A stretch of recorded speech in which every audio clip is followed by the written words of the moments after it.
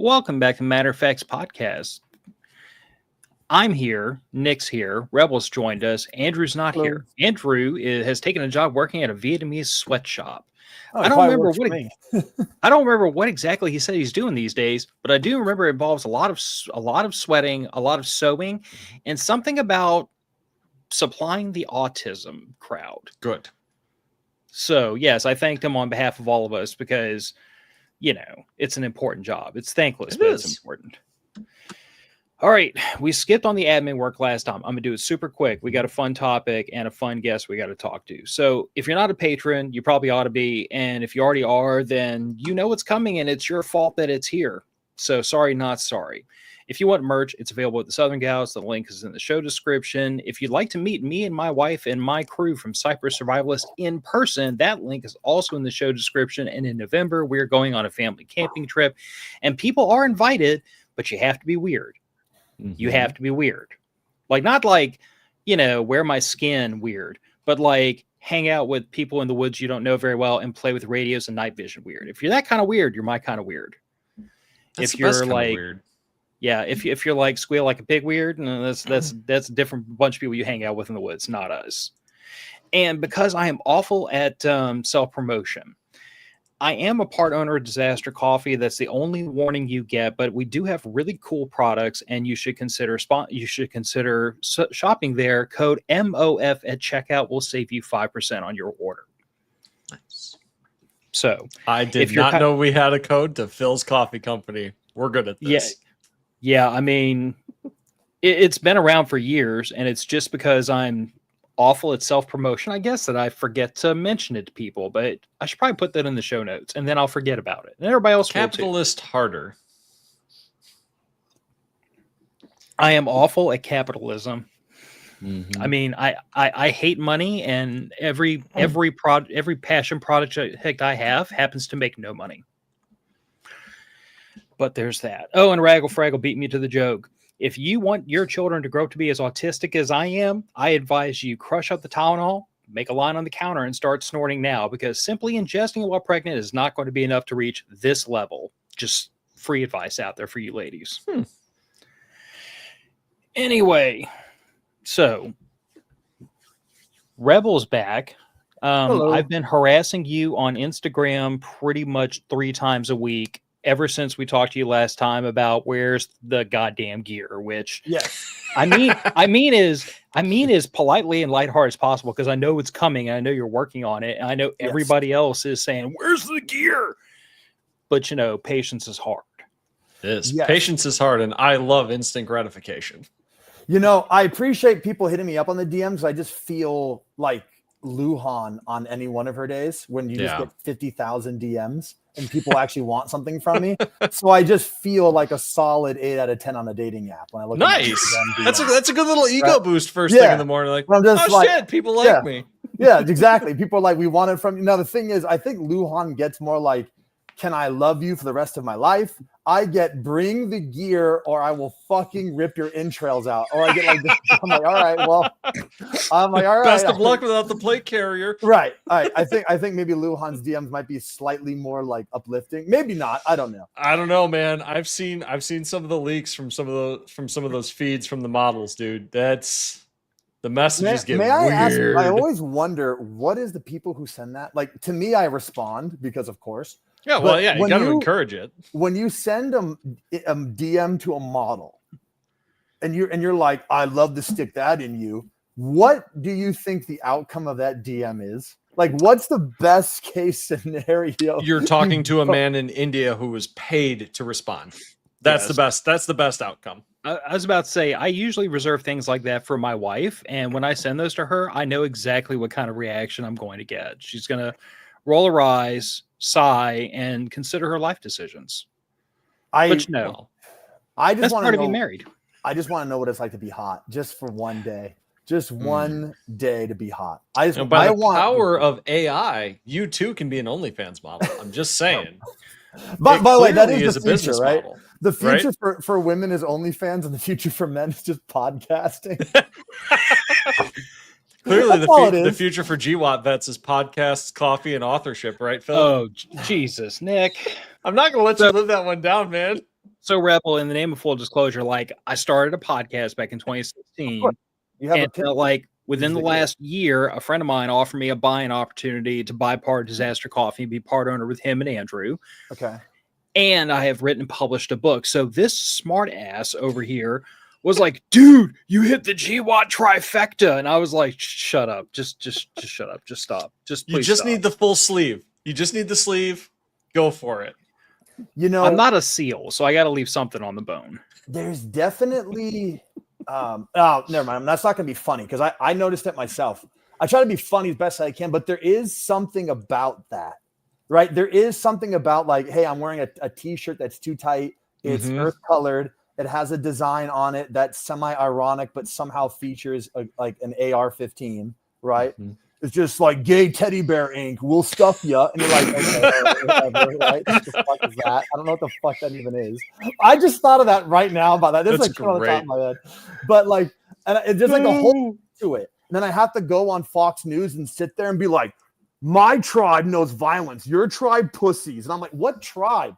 I'm 35 years old. I don't have any friends. I'm playing Helldivers. What the fucking tribe you talking about? Yeah.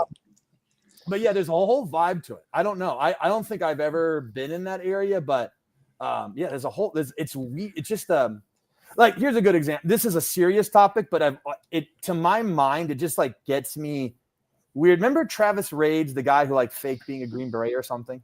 Oh yeah, I forgot about him. Here's what always drives me. Faking being a Green Beret has a look that, and I think I brought that up before, where fake Navy SEALs do too. Right, where you just go, okay, if I want to be special operations on Instagram, I have to have a black t-shirt, has to have some dumb skull design, but I have to then wear the black t-shirt with helmets and a pair of nods, and there has to be at least one photo of me staring off into the night with nods on, right? Or I have to have a Gucci rifle, or I have to somehow mix skateboarding in with it. Like, and the fact that there's a look to an online persona to a job is like strange to me. Yeah. Right. Because is there like an 03? I was a machine gunner. What's the machine gunner's Instagram eating fucking trash out of a dumpster? Like, what is that? Like, oh yeah, he was infantry. Why? He's homeless. Like, is that jacked up knee jokes, jacked up back jokes? What's infantry corps? Like domestic abuse charges? Like, is that what that is? Like, what is that? Like, is there infantry corps that I can like get into? Like that guy's I guess infantry corps is I post really long photos on Instagram and I talk about topics that nobody wants to get involved with.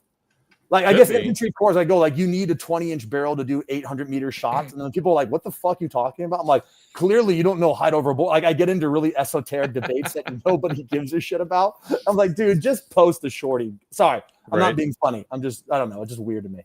Nah, dude, you're good. It's just weird. So, you okay, Phil? What happened? Oh no, you brought up pictures staring off into the sunset with nods. I said something to piss you off. I was like, no. He was pulling up a picture of him and Andrew being exactly what you talked about. But that's SF core. Like, that's the thing. And then you need to have trap music being like, ask me if I give a fuck, man. And then you have like, a caption that says Vans off the skids, whatever. Like, what the fuck? Yep. I don't know what the fuck that even means. Right. But random in jokes from 25 years ago. Right. But you see, I am like the worst on earth at being that friggin' like that whole vibe, because what he and I were actually doing was friggin' staring at wildlife, watching shooting stars, and smoking cigars. Like, if it wasn't for the fact that I'm married and he's in a serious relationship, there could have been some allegations of a very friendly relationship happening, because we were literally sitting there like a boyfriend and girlfriend, for God's sakes. Like stargazing under literally burning cash. Yes. But I guess if you viewed it from the outside, I'm a hype beast tactical guy too, right? If you're just like scrolling, you'd be like, oh yeah, you were like, that's you too. So I'm like, oh, that's all right. I get it. No, man. What I get out of you is you're a guy that likes the tactical stuff, but you're more about having a good time. Yes, and by that I mean never involving myself in the industry at any point. Like, I go to SHOT Show, I literally go to the one section nobody visits, which is the dealer supply section, which is just like a bunch of like old ladies like selling Cordura. And the vendors. The vendors. I go in there, which nobody's ever in there. Dude, that's the place to go. That's where you get your business contracts. Yes, and that's actually like SHOT Show is supposed to be, right? It's not supposed to be let's follow Lucas Bakken around and find out what color his fucking underwear is.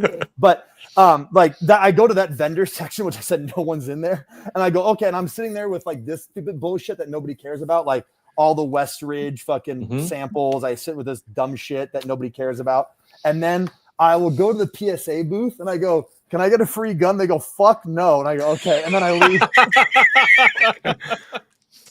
I just go, hey, we could do like a collab. They're like, no. All right. That's fine.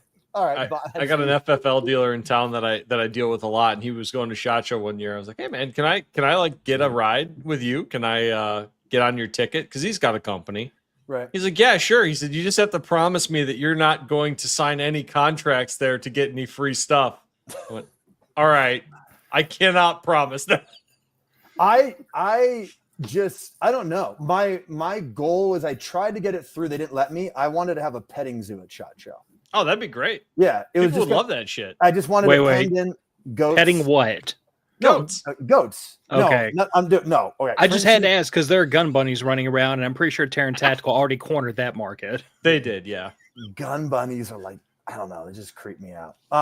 Dude, gun booth bunnies in general, regardless of the con or whatever show you're going to, it's weird. Oh, dude, it was the same thing when I was in the car racing scene. The girls who will just come and hang around just because they want to ride in the fastest car on the grid is just the cringiest shit I've ever seen in my life. See, when I was working at Kenai, I think I did this joke before last time, but I'll say it again because it's a true story, but it again just sums up my experience in life. I was at SHOT, and when I was starting to get into the industry, and there was a gun bunny one around who had done some stuff with Kenai. Very little, but just like some tertiary show, whatever. And I was a social media guy. I'm like, oh, I guess this is how you do it. This is 2017 gun world before everyone became like rapture obsessed. So there's still a little bit of like mainstream in there. Now you can't do this. Right now I have to proselytize constantly and talk about how we're all going to die. But this is still when you can kind of do this. Again, Kenai never got into it. So let me get to the point. Gun bunny was given free stuff, right? Later on, that gun bunny became, I'm not going to say the name, she became like embroiled in a lot of drama. And another one of like her friends who was used to be with her, but no longer, she was like on a live going like, oh, and it was well known in the industry, like at SHOT Show, if you had her phone number, that meant that you had her for the night. And I went, I had her phone number. I didn't get shit. What the fuck? I didn't even get banged out by the gun bunnies, and I'm out here handing out free fucking backpacks. When do I get mine? It's like, all I got was a fucking text that says, K, thanks. I didn't even get invited to the hotel room. I can't even be involved in the drama. So, yes, that's degeneracy. I don't partake in that kind of shit. I just said it was funny. The woman's like, it's a well-known industry knowledge. You have her number. You have her. I'm like, not me. I didn't do shit. I'm over here putting pictures of goats on fucking backpacks. Anyway, sorry. That's just a fun story. Man, this is why I don't get involved in stupid drama bullshit. So why? What fucking good is it? Really? There's nothing else to do. There's like nothing else to talk about. I have plenty to fucking do. But as far as the industry goes, I split a face cord of wood after work today. Well, there you go. I mean, even that. It's just like there's nothing to. I mean, that's what made, and I'll talk about him directly. But I go, that's kind of what made Lucas's like marketing really good, right? Is you took something very dumb and you're like, okay, let's just go with this. Travis Haley is a force reconnaissance Marine who was a contractor in Blackwater, right? Or Triple Canopy. Who gives a shit? But yeah, same difference. He was arguing with Lucas Bakken for like 2 weeks over knee placement, like when going behind like cover. And I'm like, what is Tony Cowden, right? Tony Cowden was a member of the Green Beret SIF teams who was on the hunt for Bin Laden, right? Green Beret SIF team is just Delta Force Light. Yeah. And I look at Tony Cowden and he's arguing with airsofters over a scar in the Instagram comments. I'm like, Tony, you were like the guy. Why are you going on to Meet Munch 420's page and getting into an argument over the star? What are you doing? You used to kill people for a living, right? Like you're real. why do you care what Lucas is saying? You used to do this. No one expects your reload to be under 2 seconds. You literally have evaporated people. But it's unstoppable. You're just online railing against Munch Meat 420 because he called you a cuck in the comment section and you can't let it go. It's like you've been shot at, but you can't let that comment go. You got to go for it. I guess that's the trouble with social media. It sucks people in. It's addictive. Well, it's designed to be addictive. Oh, I mean, like, it's designed to be addictive. I can never remember the name of the documentary I saw, but it's all about like Facebook and Instagram and how these algorithms are literally designed from the ground up to loop you in, get you addicted, and make you stare at the screen longer than you want to. Like, it always kills me. I cannot remember the name of the show, and I'll remember as soon as we sign off. But it like fundamentally, it's every episode of Black Mirror, really. It's kind of just that. Right? Well, but the thing that I've told my wife, because there's been times where like I've said something I thought mildly controversial on social media, and someone else took it the wrong way. Sorry, not sorry. Cry more. I don't care. Yeah, and then my wife would go on and be like, "How does that not bother you?" And I'm like, "Because I don't care. It's not real life. Like the social network." Thank you, honey. Wait, that was the social network was the founding of Facebook. Oh, it was. No, yeah. I don't. But I think they talked about that in there too. Well, what you said is. I mean, I don't want to go. I like politics. I just don't discuss as part of the brand. But this kind of goes against a little bit of the conservative notion of self-discipline. Because I say, and when you just said like, hey, this is designed to addict you, it's designed from the ground up. And then I go, but this is also being applied to our food, our drinks. Oh, yeah. So it's not 1522 when you just don't dip your bread in honey. And you go, hey, I'm just going to skip the honey because I'm going, dude, this stuff that just your algorithms, your food, your drink, your daily interactions, like these companies, which I won't go into. I'm not saying it's inherently evil. I'm going, do you have people in marketing who are psychologists? Yeah. This stuff is designed. It's not, like I said, it's not just don't dip your bread in honey and you're good for the day. I go, this stuff is just a step below synthetic cocaine. It is. Like, just right below that. Like, well, it's hitting the same brain chemicals. Right. Yeah. And I go, I don't even know. I mean, if you look at Ozempic or even stomach surgeries as an example, we have to medically tell our bodies stop eating because a bag of Skittles is so god dang good. It's just too good. Like, it's just too fucking good. Well, you give a Roman a bag of Skittles, do you understand what he's going to do? He's going to be like, what is this? It's like, this is processed refined sugar with an additive chemical specifically designed to target the like part of your brain that produces pleasure. You know that part that you do when you bang it out? It's that. That's the Skittle bag. You're like, your brain cannot tell the difference between most super sugary processed foods and cocaine. Your brain can't tell the difference. Which makes me cringe like hell when I look at like small children just inhaling bags of, this stuff. But no, I mean, and you said earlier, Rebel, like it kind of goes against that whole conservative principle of like self-control. But like, this is where I have a really hard time, like associating myself with being in any one of the various political factions, because like the libertarian side of me says, business should have little to no constraints, and people should, the market should decide, and yada, yada, yada. But then I think to myself, I'm like, but when we allow that unfettered, then we end up with kids working in coal mines again. So it's like I'm stuck in this weird. I think the children yearn for the mines. They go on Minecraft and just jump right in there. They do. They yearn for the coal mine. No, I think though you're not exactly wrong though with they yearn for the mines, but I think they yearn for being productive. I think, especially young boys yearn to be productive.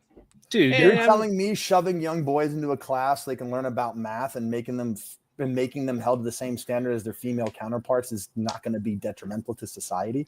Dude, I was happier running a hydraulic bandsaw at 13 than I ever was in school. Well, we all were. And then again, going back to the libertarian part, right? We all, I get into this. My mother was a teacher and I like fight her all the time with this, right?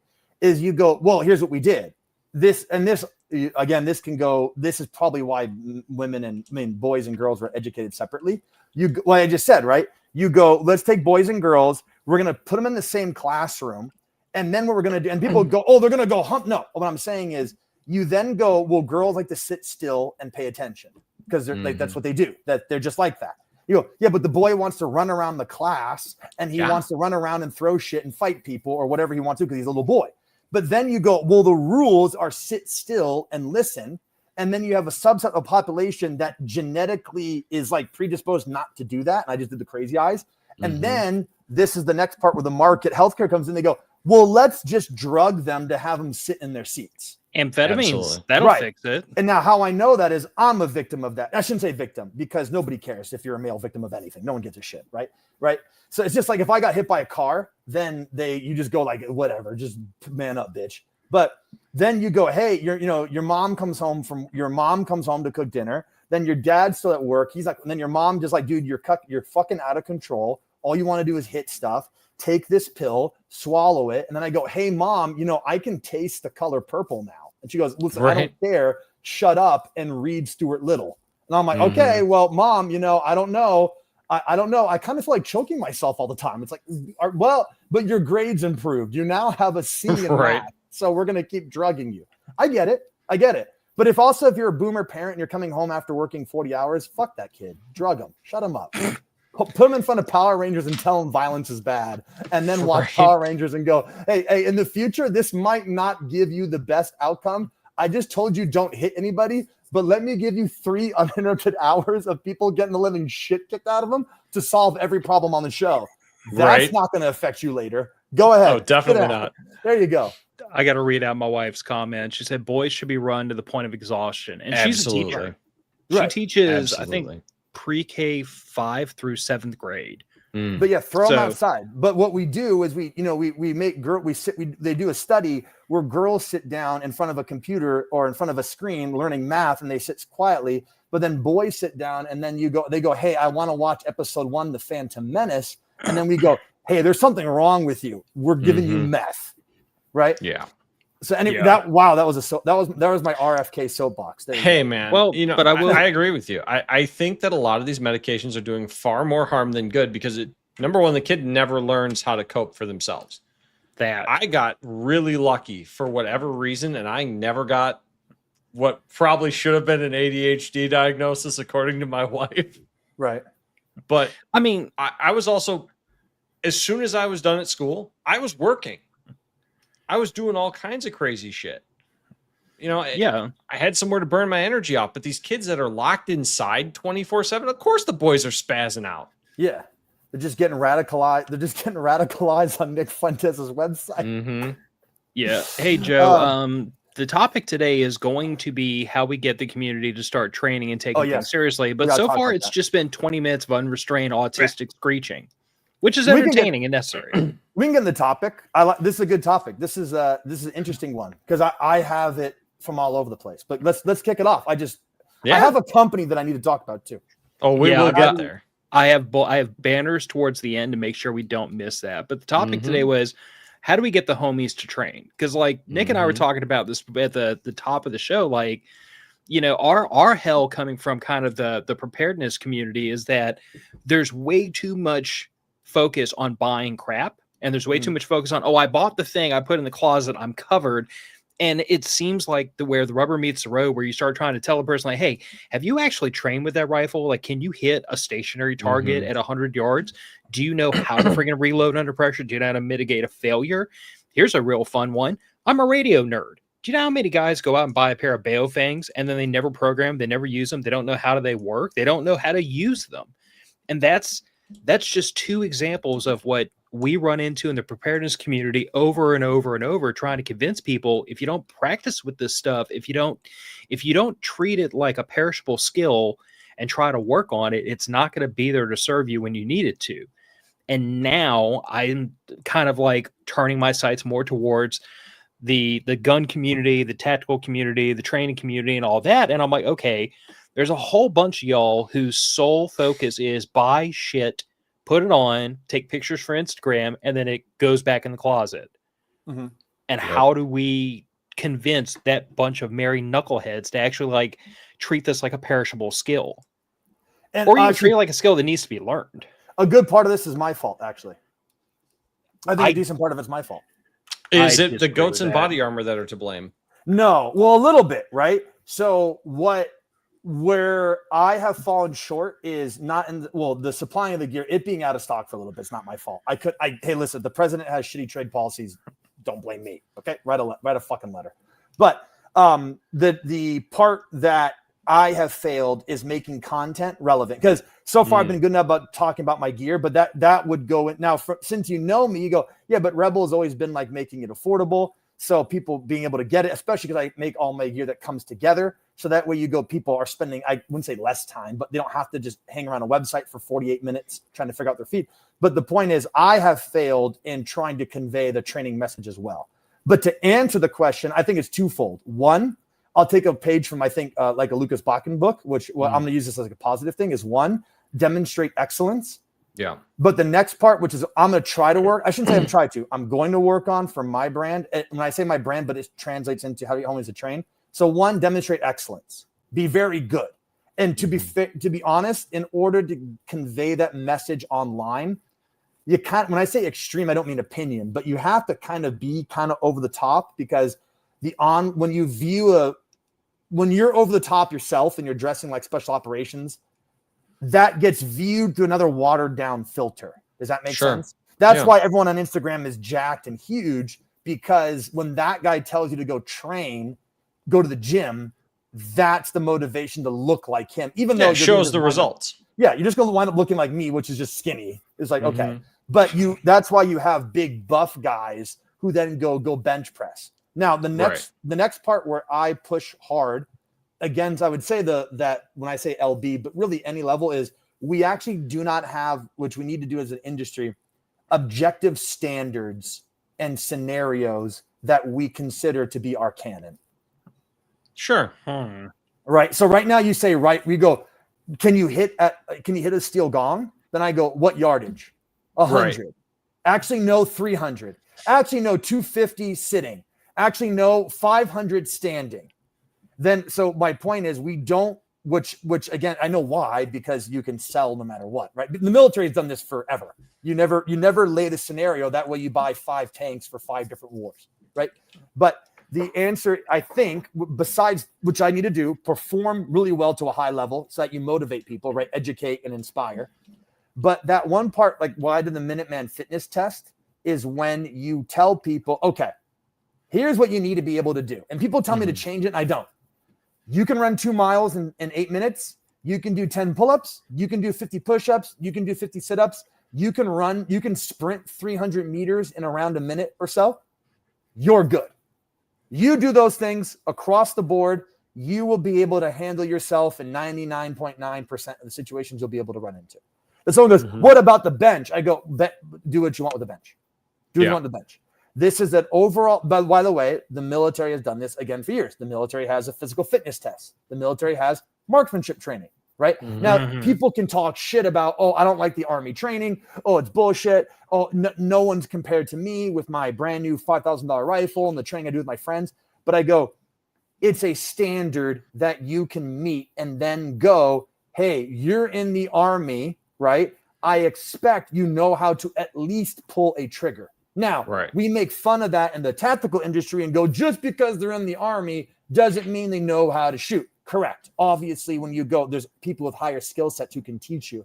Absolutely. But the military is the standardization of, in this case, standards on which you then go, yes, correct. I'm not saying that every Marine that you meet is going to be on the skill level to teach you how to shoot, but you can expect every Marine that you meet to have some level of familiarity with an M16, at least at some very basic level, right? They should know something, right? Now, so going back to how to move the needle, when I say I'm using that military as like a standard, I think if we were to go out and tell people and coalesce around the central idea of what the basics are, we'll find more people prepared, because then they know what to meet, a standard to meet, and then they can go train to do it. It gives them a fixed goal to look at. Right. Because as opposed to the current one, which is whatever Instagram reel goes viral, is the training standard now. Okay, I see what you're getting at. I mean, so basically what you're getting at is criticism. That the ever changing Uber standard of whatever YouTube, Instagram, the moving goalpost, it's discouraging people from getting out and training because it's constantly, oh well, now you have to shoot Weaver, now you have to shoot isosceles, now you got to shoot the modified. But yes, but also it's not cool because buying the new shit is cool because that gets more likes, that gets more attention. But if we, as a culture, there's industry, I should say, politics is downstream of culture, right? My idea is industry trends are downstream of likes.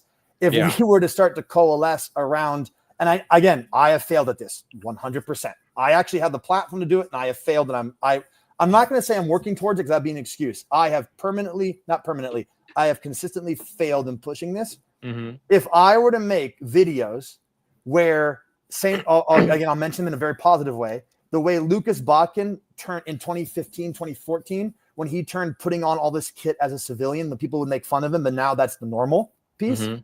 If I were to make reels and make content, probably need to use Lujan because no one wants to see me do a fucking push-up, but if I were to make content that shows getting fit is not retarded, it's not bench pressing 225, but you can do 50 push-ups, you can do 50 sit-ups, it's obtainable. And on top of which, this is cool to do. You will see more people talk about their fitness in the industry. I'm using just fitness, but we can talk about something else, right? It's the same whether it's fitness or whether it's shooting. Right. And I need to do that where I've tried, because the hard part is the Marine Corps, the Army have access to standardized ranges, right? Mm-hmm. But I've tried to be like, okay, what does everybody have access to? 100 yards. For the most part, if you go around a range in America, you probably have access to 100 yards. Or 25-yard pistol range. At least a 25-yard pistol range. Like you probably have, if you have a rifle range, you probably have access to about 100 yards. Mm-hmm. If you have a pistol range, you probably have access to 25. Okay, so then we need to go, what is the standard that we consider? Because right now we all have a standard for rifles and pistols.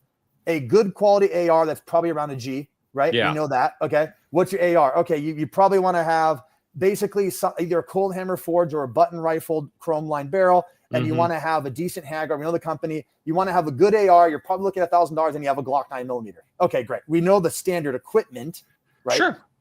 Generally speaking. But then we go plastic Wonder 9 basically is what you're looking for. Right. We know that standard equipment. Then when we apply the standard, again, that's what they're called standards. We apply that, I think, and we push that out there. We go, okay, can you do this with a pistol, right? And we set it to where it's challenging but realistic. Because then if you'll just get jury. If you go, hey, you got to be able to do 10-yard bill drills with 3 reloads at 50 yards. And you go, okay, what? No, I'm not. What? No. So I would suggest taking a look at like part of the Marine Corps marksmanship, look at that, and then just cut that down into probably 100-yard range and go, at 100 yards, you can hit a dinner plate sitting, standing, and kneeling at 100 yards with basically 10 rounds. Hey, we're looking good, right? We're looking at a standard we can meet. Does that make sense? Yeah, that makes a lot of sense. I suppose you could apply it similarly to, I don't know about your guys' states, but my state has a very, very basic pistol marksmanship qualification for concealed carry. It's 10 rounds at 3 yards, 10 rounds at 5 yards, 10 rounds at 7 yards, and you got to be on a torso target at all. Personally, I'm going to do exactly what Rebel just said was so crappy and say that is the most bullshit training standard I've ever heard in my life. No, it is. That is a bullshit training standard. But what I'm saying is what if we took that training standard for pistols and we said, I want 10 rounds at 3 yards, 10 rounds at 5 yards, 10 rounds at 7 yards, A-zone hits. Right. No. And then you know what? Once you get to that point, okay, here's your next step. You're 10 rounds, 3, 5, and 7 yards. Put yourself on a timer. Pretty easy. I don't know what a good time for that would be, but I've always suggested just looking at what either police departments or the military does and trying. So for my state, there is no time limit for the police department shooting qualification. I'll be honest, I don't think when it comes to standard proficiency with firearms, I don't think timing is that big a deal. The thing about timing is standard proficiency. Right. But the thing about adding a clock to yourself is it adds stress. It artificially adds stress that forces you to master the fundamentals. That's the key. Even if it's not you must complete by fixed time, but you have a timer running, like a shot timer on your phone or whatever, it adds that little bit of elevated heart rate, that little bit of elevated stress hormones that causes your proficiency to slip and forces you to train harder. You could probably make a pretty easy rule. Whatever qualification you're doing, you have 1 minute per shot. Sure. Way it's the standard, right? Either that or I don't know. I can't speak to the Marines, but in the Army, at least 20 plus years ago, to get out of base training, you had to hit one standard, but then like the minimum APFT once you got out to your unit was higher than that. Right. Okay. Maybe that's the way to do it, is say like for an initial qualification, there is no time limit. And then for a full qualification, you have to do within X amount of time. So you add the time, you add the stress, you make a person screw up and pay a little bit more attention. But for the initial goal of like, hey, can you actually clear this course of fire without shooting yourself in the foot or missing a target? And for if you got to slow fire the whole thing, screw it. Just get your shots. Yeah. The hard part would be enforcing it as an industry, right? Because that's where I would come in as like a gear manufacturer. I'd have to make that cool. Then I'd have to make my own audience enforce it. So I go, hey, you can't get the new Rebels, Raiders, Vicarian, Plate Carrier, Multicam unless you're a gold patch fitness passer, right? You need to submit to me the video of you doing the Minuteman fitness test and getting the gold tier. And once you get that gold tier and I get the video of you doing it, you're going to get a gold tier patch for free that you can put on your gear saying, yeah, no, I qualify. And now that gives you access to more of my shit. Well, I mean, I suppose if you wanted to, you could do a discount-based fitness incentive. That I'm going to steal right now and just do that and be like, all right, do it. You do the Minuteman fitness test. If you send me a video here, like I'll say the standards for the video. You have to do this. So for the runtime, I'm going to do like, that'll be whatever. I'm not going to get in the details, but I go, you have to send a video. Here's what I need for video evidence. Send me this. Here's the evidence I need. You pass this. You're going to get a fitness patch from me. And now you have this promo code that'll be unique to you. This guy goes, do you hate money, Rebel? In the best possible way, I think he does. I like how everyone's like, okay, all right, Marcus Aurelius, keep making your point, poor ass. Like, keep going. Yeah. See, but that's me on Twitter. You remember what I said at the top of the show where I said all of my passion projects don't make any damn money? This is what happens. When you do something because you enjoy doing it and you're not focused on making money, you do capitalism less successfully. There's a very good story that went to Las Vegas. If you go to downtown Las Vegas, there's a restaurant called Heart Attack Grill, kind of a famous place. Guy, the main owner is there all the time and he dresses like a doctor. I got to talk to him one of those days I was there, like in the middle of the week for another reason. And I went there and I talked to him. He actually has a video up, but I talked to him personally. Very interesting. He started a chain in California called In and Out Fitness. He was a nutritionist who wanted to start a fitness thing. And his idea was In and Out Fitness. He wanted to put clients through a very rigorous 30-minute workout program with a diet plan to ensure that they lose weight and they weren't spending 3 hours a day at the gym.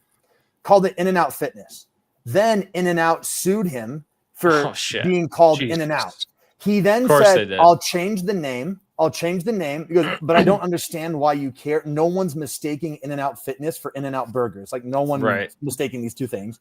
And he says, I'll change the name. I'll cease and desist. I won't. I'll stop. And then they said, no, we're going after your family. They sued him. I could be wrong. I believe his wife divorced him. I could be wrong on that. But I know they went after everything. He then told me, he goes, then I realized everyone's a fat pig and nobody cares. None of my clients came to my help. None one came to help me. So then he started Heart Attack Grill in Phoenix, Arizona, where he makes food with lard and he makes it disgusting and gross on purpose. And then I think someone died in his restaurant of like a coronary in his restaurant. Died. And then what he did was he invited all of the paramedics to like come in, and he was like, oh, this is my grill. Like, well, there's like a dead body on the floor in his own restaurant. He got kicked out of Phoenix, and now he's in Las Vegas, where it works perfectly. But he has a scale outside of his restaurant where if you stand on it and you're over 300 pounds, you eat for free. Huh. I mean, but that sounds to me like he's doing marketing pretty well. Well, but that's where I go, like, that's your villain origin story, where you cared about fitness and then nobody gave a shit. And then you got sued by a fast food joint because your name was similar. And I would get it if they're a little bit mad. They say change your name, and the problem's over. But if it was really about the name, then it would have been done with the second he said, "Fine, I'll change the name. I'll just change it." And he's like, "I'm not a huge chain, so who cares? I'll change it. It's not like I have 50 places that I'm running." But what you said was, someone's like, "Do you hate money?" It's Rebels Raiders is profitable. It is. So I'm not sitting there going, I'm losing money. My long-term thing is I maybe PSA. My goal is, if I can get it affordable, I think more money will come down the line. I think probably so. Not. Probably not. There's definitely money to be made in quality at volume. Yes. And nobody has the patience for it. So my business strategy is to rely on the greed. Because every day, I love my friend, but every day he goes, raise your prices, raise your prices, raise your prices. Tariffs literally doubled on me, right? Yeah. My cost of my container literally jumped just by 20% overnight, like immediately. Yeah. And I haven't raised any of my prices. And he goes, raise them. And I go, no, every day I think about how I can make the Vicarian cheaper and cheaper and cheaper. Unfortunately, because of how the market works, you can't go too cheap or people just think you're ass. But I go every day, I need to get the plate gear below $200. I want to get it to $200. That's what I want to be at. But going back to the other part, how to move the needle, I went on a complete side tangent. I was throwing my own business, but all good, man. With that point being said, I think tying that in might either work, but did Lucas kind of did that, right?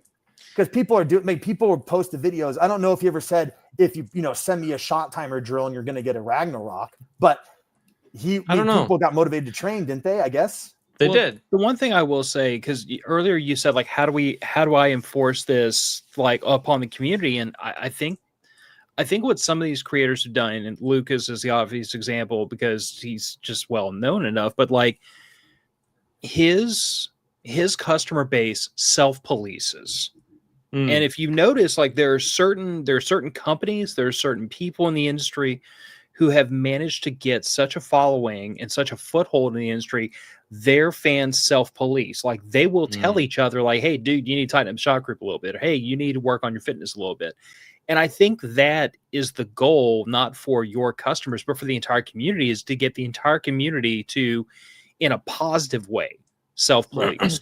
Not in the ARFCOM, like, everybody dogging each other because your rifle only costs $4,000 and you don't have night vision on your helmet. Not the toxic version of self-policing, but like in a very wholesome dad advice kind of way of like, dude, like, you're on the right track, you're going in the right direction. We got to tighten you up a little bit. For all the scoibles, sorry, go ahead, Nick. Sorry. I was just going to say that is one thing that I have noticed. Me and Phil dog on Reddit a bit now and then, but the tactical gear subreddits, those guys are phenomenal at encouraging each other to get out, train, get yourself in shape, talking each other through how to get in shape, and encouraging each other when they show progress. The number of progress pics I've seen from guys on the tactical gear subreddit, just r/tactical gear, of a dude that's dropped 20 or 30 pounds. He's looking a little more trim. His gear fits him better. He's been out exercising. Always praise, line after line of, you're doing good, man. Keep it up. You can do it. We've all been there. Let's do this. That is what we need to see. I got to do that to my website. I'm working. I made a post about it a while ago, but I'm working on the fitness part because I have one page. Sure. There's going to be a website that's dedicated just to fitness. So I'm going to have like a lifestyle tab, but it's just fitness. So I wanted to put a body fat calculator and then a standard, like you basically type in your weight, your height, your weight, your age, and then it just gives you weightlifting standards that you should try and meet. It'll tell you like beginner, intermediate, and advanced, that we can just type it in. And then, I actually was like, hey, just put a few links up and I know I said that. I go, just have like an Under Armour shirt and some shorts on Amazon and some socks. Like, okay, here's your PT outfit. Like, it's very simple. Go to Costco, it's right by my shit. But the self-policing part, I like how all for all my fancy talking points, like, dude, just bully each other. Just call each other fat until they stop. Like, it's like, that's good. There's a patch. Like, just call each other fat. Right? Well, no, that is part of it. Like, one of the things I see is like, hey, man, not to rag on you, but you're killing yourself. Yeah. And it's we care about you. You need to do better for your own well-being. I think bullying, I don't know. The word bully has a really harsh connotation to it, but I mean, like, I feel like in the right circumstances, like, call it what it is. Rebel, you're prior service, so am I. Like, I have said some of the most outlandish, awful. I've said stuff to friends of mine I serve with that'd be legally considered a hate crime. Oh, definitely. And I mean, and it was to be expected. Like, if I didn't call them everything under the sun and, you know, make Jew jokes, German jokes, white people jokes, black people jokes, women jokes, men jokes. We called a buddy of mine Jewish women jokes. Well, I had a buddy who was Italian and Jewish, and we called him the Jap, Jewish American princess, for like 8 months while we were in Iraq. He's Italian. That's great. Jewish.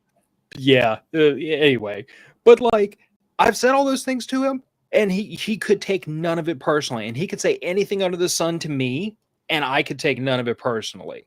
But there's a difference between, like, in a tight knit group, like we deal with this in our little patron chat all the time, because like that group, we talk on sometimes a daily, at least a weekly basis.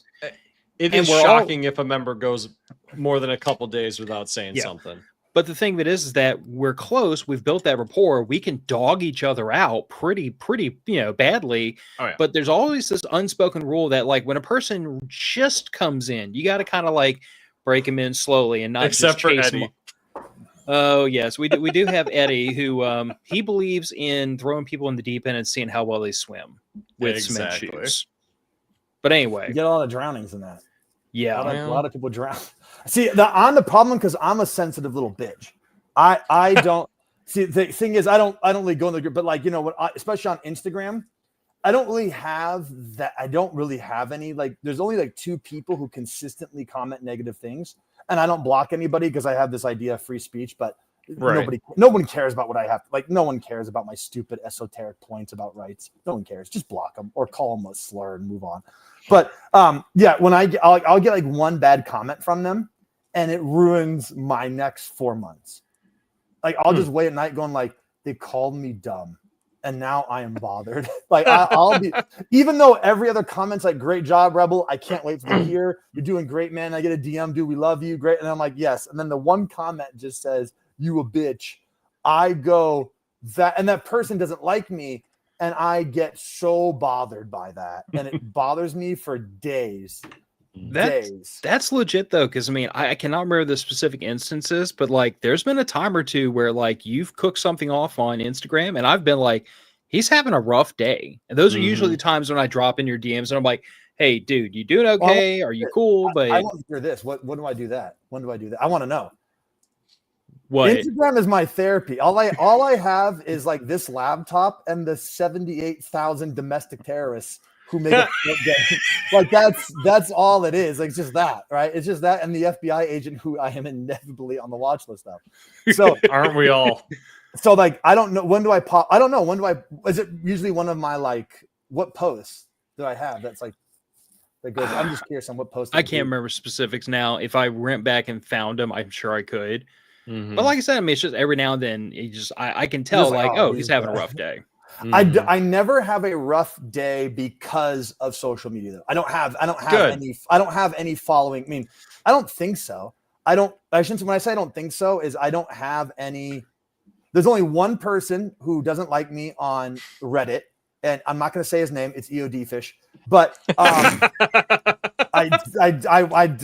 was going to say his name, but I say his name, but. He doesn't like any of the gear. We don't care. No, it's fine. He doesn't like any of the gear I produce. But to be fair, has he bought any of it? No, he's not. All right. Then but to be fair, the few comments that he has said, I went after all of them and did them all. Yeah. So I don't know. So that's when I go, okay, well, he said a few things about it. So I was like, okay, great. So I'm going to copy it. Like for the reason, for example, the new Vicarian placard, it actually has, it has 6 columns of Molly. So it's a cross. That's because he called my gear cheap and said that because it only has 5, it was stupid and dumb. And then I got really offended. So I made sure we had 6. Interesting. So I read those comments that are on Reddit, and they hurt my feelings constantly. I should look at what my Derma plate carrier has across the front of it. I think it's only got 5. Yes, but no. The answer is, as far as social media goes, I never have I've never been been like, oh my god, I'm just getting ragged in the comments. So I don't really say anything that would cause that. I don't think. I don't think so. I catch flack in social media every once in a while, except when I go on Twitter and just suggest that hey, this shotgun is cool. Then I get death threats. Like, what? Like, what? It's like, you're a cuck piece of shit. Fuck you.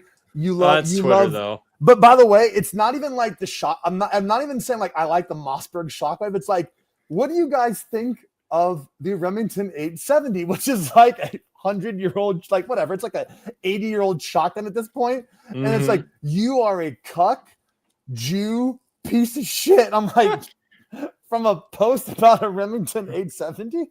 I was like, somebody really must be a Mossberg fanboy. I don't know. Like, Jesus. This is why I continue to say that the internet is not real life. Oh, it's definitely not. That's what happened. I'm not going to talk about it too deep, but when my worst day on the internet was the week after Trump announced his tariffs, and I'm fighting with every bot in the world about what a tariff. But by the way, not about I'm not going to get into it. Not about the efficiency of tariffs. I'm not going to get into it. I'm not going to bring it up. Right. I'm going just about what a tariff is, like the definition. Yes. And I'm on Twitter being like, no, you piece of shit. It's a tax on imports. I'm like, you're fighting bots, dude. Like, you're clearly fighting bots. Oh, for sure. Some of it is absolutely bots, because there's no way you can get people responding that rapidly about when they're real people. Right. Correct. And not that many comments saying identical things. And I really got to stop arguing with Greek statue PFPs. I really got to cut that out. I got to really. Are you guys on Twitter? Are you guys on it? No. God, no. I have an account. Phil's on Twitter. Okay, but in the name of full disclosure, I limit most of my social media to the barest minimum necessary to market a podcast. Puppies and then talking Roombas. Well, and then talking with my fellow autists, but that's about it. I don't know. I don't take social media seriously enough. It's my life. It's really bad. I think it has to do a little bit with the generation Phil grew up in, though. Thanks, Nick. At least once a show, he has to remind me I'm old. Well, man, Facebook was a major part of social life when I was going through high school. Yeah. I mean, Facebook wasn't thought of when I went through high school. I know, but that's needed supplemental. Right. It's just something else. Yeah, I get it. Because you're just Facebook is just a place where you go to stalk your ex-girlfriend and Facebook is a place I go to buy dead people's stuff. It works out great. Yeah. It's cheaper for everybody. But when it becomes my business is 100% social media. Everything is that. So everything I do, and now my other job, my full-time job is marketing as well. So not as much social media in that one. It's still social media adjacent, at least. Yeah, I'm on Google all the time with Google AdWords as a service business. But the answer is yes, because a bad comment on mine when someone says, "Rebel, you're ripping us off. Fuck you, you're a drop shipper." I have to write now. The answer is that person that I know that person's not telling the truth. But I then write out going, no, I'm not a drop shipper. I don't make in China. Here's where I do this stuff. Here's the company. I list it all out. The answer is the person doesn't really care about what I have to say. No, they don't care. I just go, very good example. Here's a good one. Right? Actually, I have them right here. When I did my first launch, no one cared, but some of my pull tabs had an issue. Right? Some of them had an issue. The Ranger Green ones, they would pop out. Right? So I went on Instagram, I went on Facebook, I went on Twitter, and I went on email the second I found out about it and said, hey, it's just a Ranger Green for the most part, but you get a free replacement. Let me know. Yeah. Everyone was positive about that. Everyone just wrote they're saying this is a good job. Dude, cool. People like accountability. Right. Yes. And I think, but now if I was I hate saying it like this, but if I was boomer tier PR, they would go to don't say anything, cover it up. Yep. We'll do it quietly. Only the customers who have a problem. Just then it would blow up on social media. Let them come to us. Yeah. Right. But now, because I was raised with social media in a way, I now know that it will find out everything you do, no matter what you do. So just go out there and just go out there and go, yeah, no, that happened.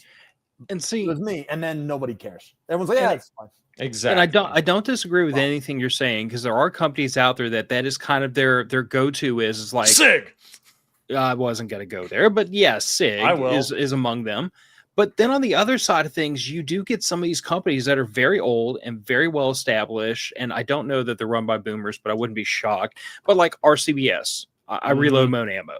Yep. Same here. Years ago, I got given a set of dies from the 1970s from my father because he wasn't reloading with them anymore. And I started loading 38 Special 357 Magnum. And I came to realize fairly quickly that like the way these dies were set up, they were not set up the way modern 38 Special RCBS dies are set up. Some pieces and parts just weren't the same as they were 40 years ago. So I called up the company and said, hey, this is a situation, this set of dies from the 70s. Like, do I just need to go buy a new set, or am I missing some parts so that I can reconfigure these? Because like these dies are like depriming on the expanding step, and that's not the way your current dies are set up. So that he was like, how old are the dies you got? And I'm like, well, my dad gave them to me. They're from probably like the mid to late 70s. He said, oh, I know exactly what parts you're missing. Give me your home address. So I gave him a home address and said, what I owe you for him? He said, nothing. Keep using those dies. Have a good day. Hung up on me. A week later, I had a box in the mail of all the parts I needed and a handwritten letter. Basically saying that's customer service. Now, this wasn't a set of dies I bought. This was a set my dad bought 40 years ago and used for a long time, put them on a shelf, and then gave them to me to continue using. And RCB and the guy I talked to in customer service was like, I don't want money. I want you to keep using your father's old dies. Mm-hmm. So there are companies out there that do take that perspective, like taking care of the customer always yields more business. And judging by the amount of green shit on my reloading bench, I'm pretty sure they've made their money off of me. Yeah, I think I've got like a fat 50 cal can full of RCBS dies. On that topic, I'll announce it right here because I actually have it next to me. I'm going to do a little bit of self-promotion. Go for it, man. And then if you were to clip this, you can, but just hold on to the clip. But I'm going to promote because the reason I'm saying because you just said this. So with the Vicarian, this came standard. It was just the standard, the placard, right? I have it in here. Number one, we're coming with five. The first version came with 3 pull tabs. Now it'll have 5. That way you don't have to sacrifice the pull tabs if you use the 7.62 insert. Nice. But basically, the new thing that I've done on the placard is not just the the MOLLE columns, but the new placard is adjustable on the back. Ooh. So these clips are adjustable. And there's a reason I'm saying, trust me, ties into your your story. So these clips are adjustable, actually, and it's going to come with a piece of one wrap so you can hold it in place.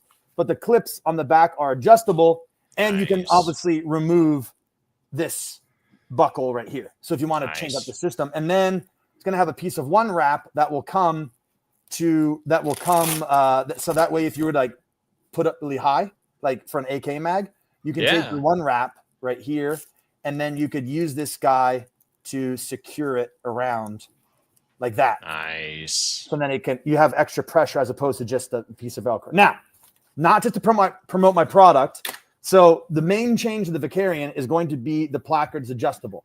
To what you just said, and I'll say, this is the first I'm telling anybody this right here on the podcast, is if you bought the original Vicarian, I have ordered, because the original Vicarian I sold 500 Ranger Green and 500 Coyote. And this applies to international orders too. If you bought an original Vicarian, I have ordered 500 Ranger Green and 500 Coyote placards, which I will send to you for free. Nice. So now the only thing I'm going to ask for is if they want to, shipping and handling on it. That's it. Just the shipping and handling. The item. So I shouldn't say for free, shipping and handling, but I'm sending out the new placard because people buy gear and then the new version comes out.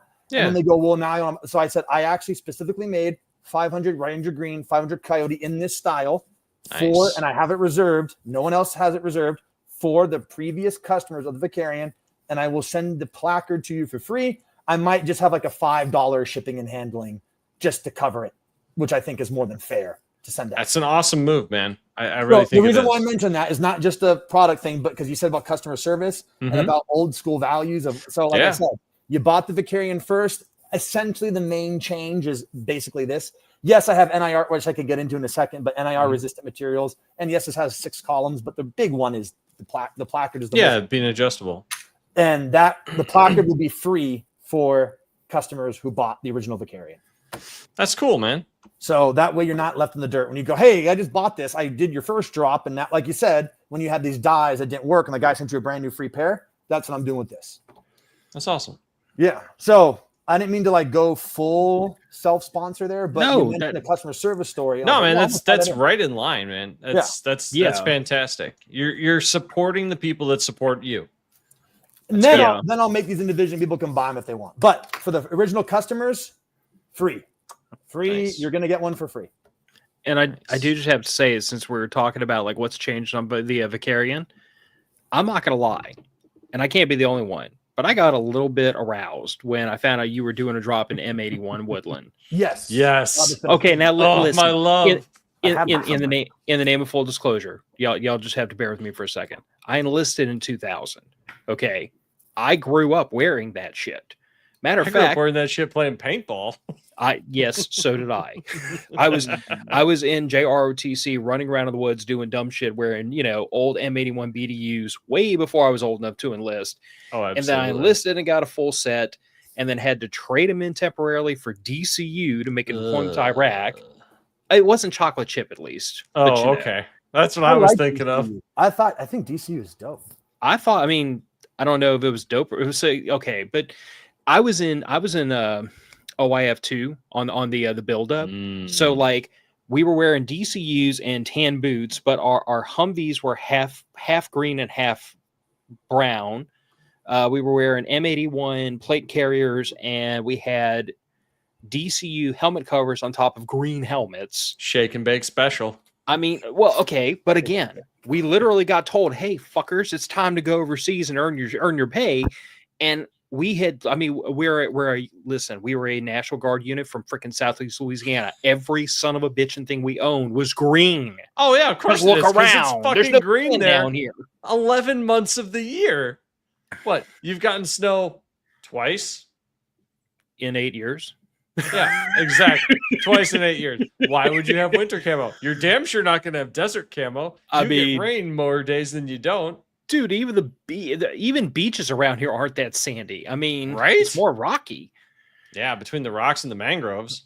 So yeah, when I found out there was M81 coming down the pipe, I literally told Nick, I'm like, okay, you figure out what you want in on this pre-order, but I want one of everything in M81, and I want it. Yes. But anyway. Oh, hey man, I think you're not plugged in. We can't hear you on the mic. Your computer might have switched your mic on you.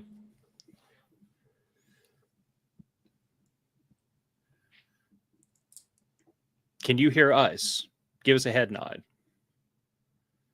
Yeah. You can hear us. So we dropped your mic. You're muted. Can't unmute your guest. Their mic isn't connected. Oh. Your headphones probably aren't plugged in all the way. Or you need to go into your settings and re-enable your microphone, or there's a little mute button at the bottom of the interface. Yeah, the goddamn technologies. We'll get it. I'm really confused about the fact that he can hear us and we can't hear him, though. Oh, it's definitely either his mic maybe failed. You could try swapping back to your camera mic, Rebel. Wait, he just unmuted. Can you hear me now? Yes. Yeah, there you go. Dude, I'm getting out for blowing up my phone. All right. That's all right. Anyway, speaking of that, I have the M81 right here. This is the nylon we're using. Ooh. I was irrationally excited when you announced that. Well, here's the next part. Oh, go ahead. Because this one was actually made in Polish woodland, if you can kind of tell. Maybe it's a little bit. I need that duty pack in woodland. That's all I'm saying. I really need that duty pack in woodland. So I have too many backpacks as it is, but I don't the think duty pack. Yeah, the duty pack was killed by the tariff on the Vietnam. Oh, I would pay so much more money for that in woodland. Well, here's the next question. I'm glad you said that because how much would you pay? Because I basically have to have it at $185 for it to come in. Oh, dude, no question. Woodland might be like $200. I still think that's a reasonable cost for that backpack, though. Do you have any idea how much I've paid for some of my backpacks? Well, my goal was to always keep it consistently down behind at least 165 at the most, 150 at best. I do not shy away from a $200 backpack. Okay. I have a hiking day pack that was like $275, and that I just use for fucking around on local trails. If I didn't have the tariff, the extra 20, because there's already a 17.6% tariff on the good to begin with. Yeah. Now there's a 20% blanket. So now my tariff rate is essentially 40%. That's rough. Right. So that's why I'm like, yeah. $200 pack to me, that's not an issue. You sure? I mean, it doesn't sound like a value on my end. But it does to me. I mean, man, when I go to REI on a 15-liter day pack, I'm dropping $275. I was about to say, like, my business marketing brain is kicking into high gear. Like what I usually do, like on the coffee company, because we also got impacted by the tariffs, is we have to benchmark our prices against the rest of the market. And that's not to figure out what we're going to price at, because we always price at like X percent over cost, because our goal has always been like support the community, support the coffee nerds, and like keep the cost down. So quite frankly, you'd mentioned earlier that when the tariffs kicked in, you basically ate it. We didn't have that option, Disaster Coffee, because we were all running our margins so thin.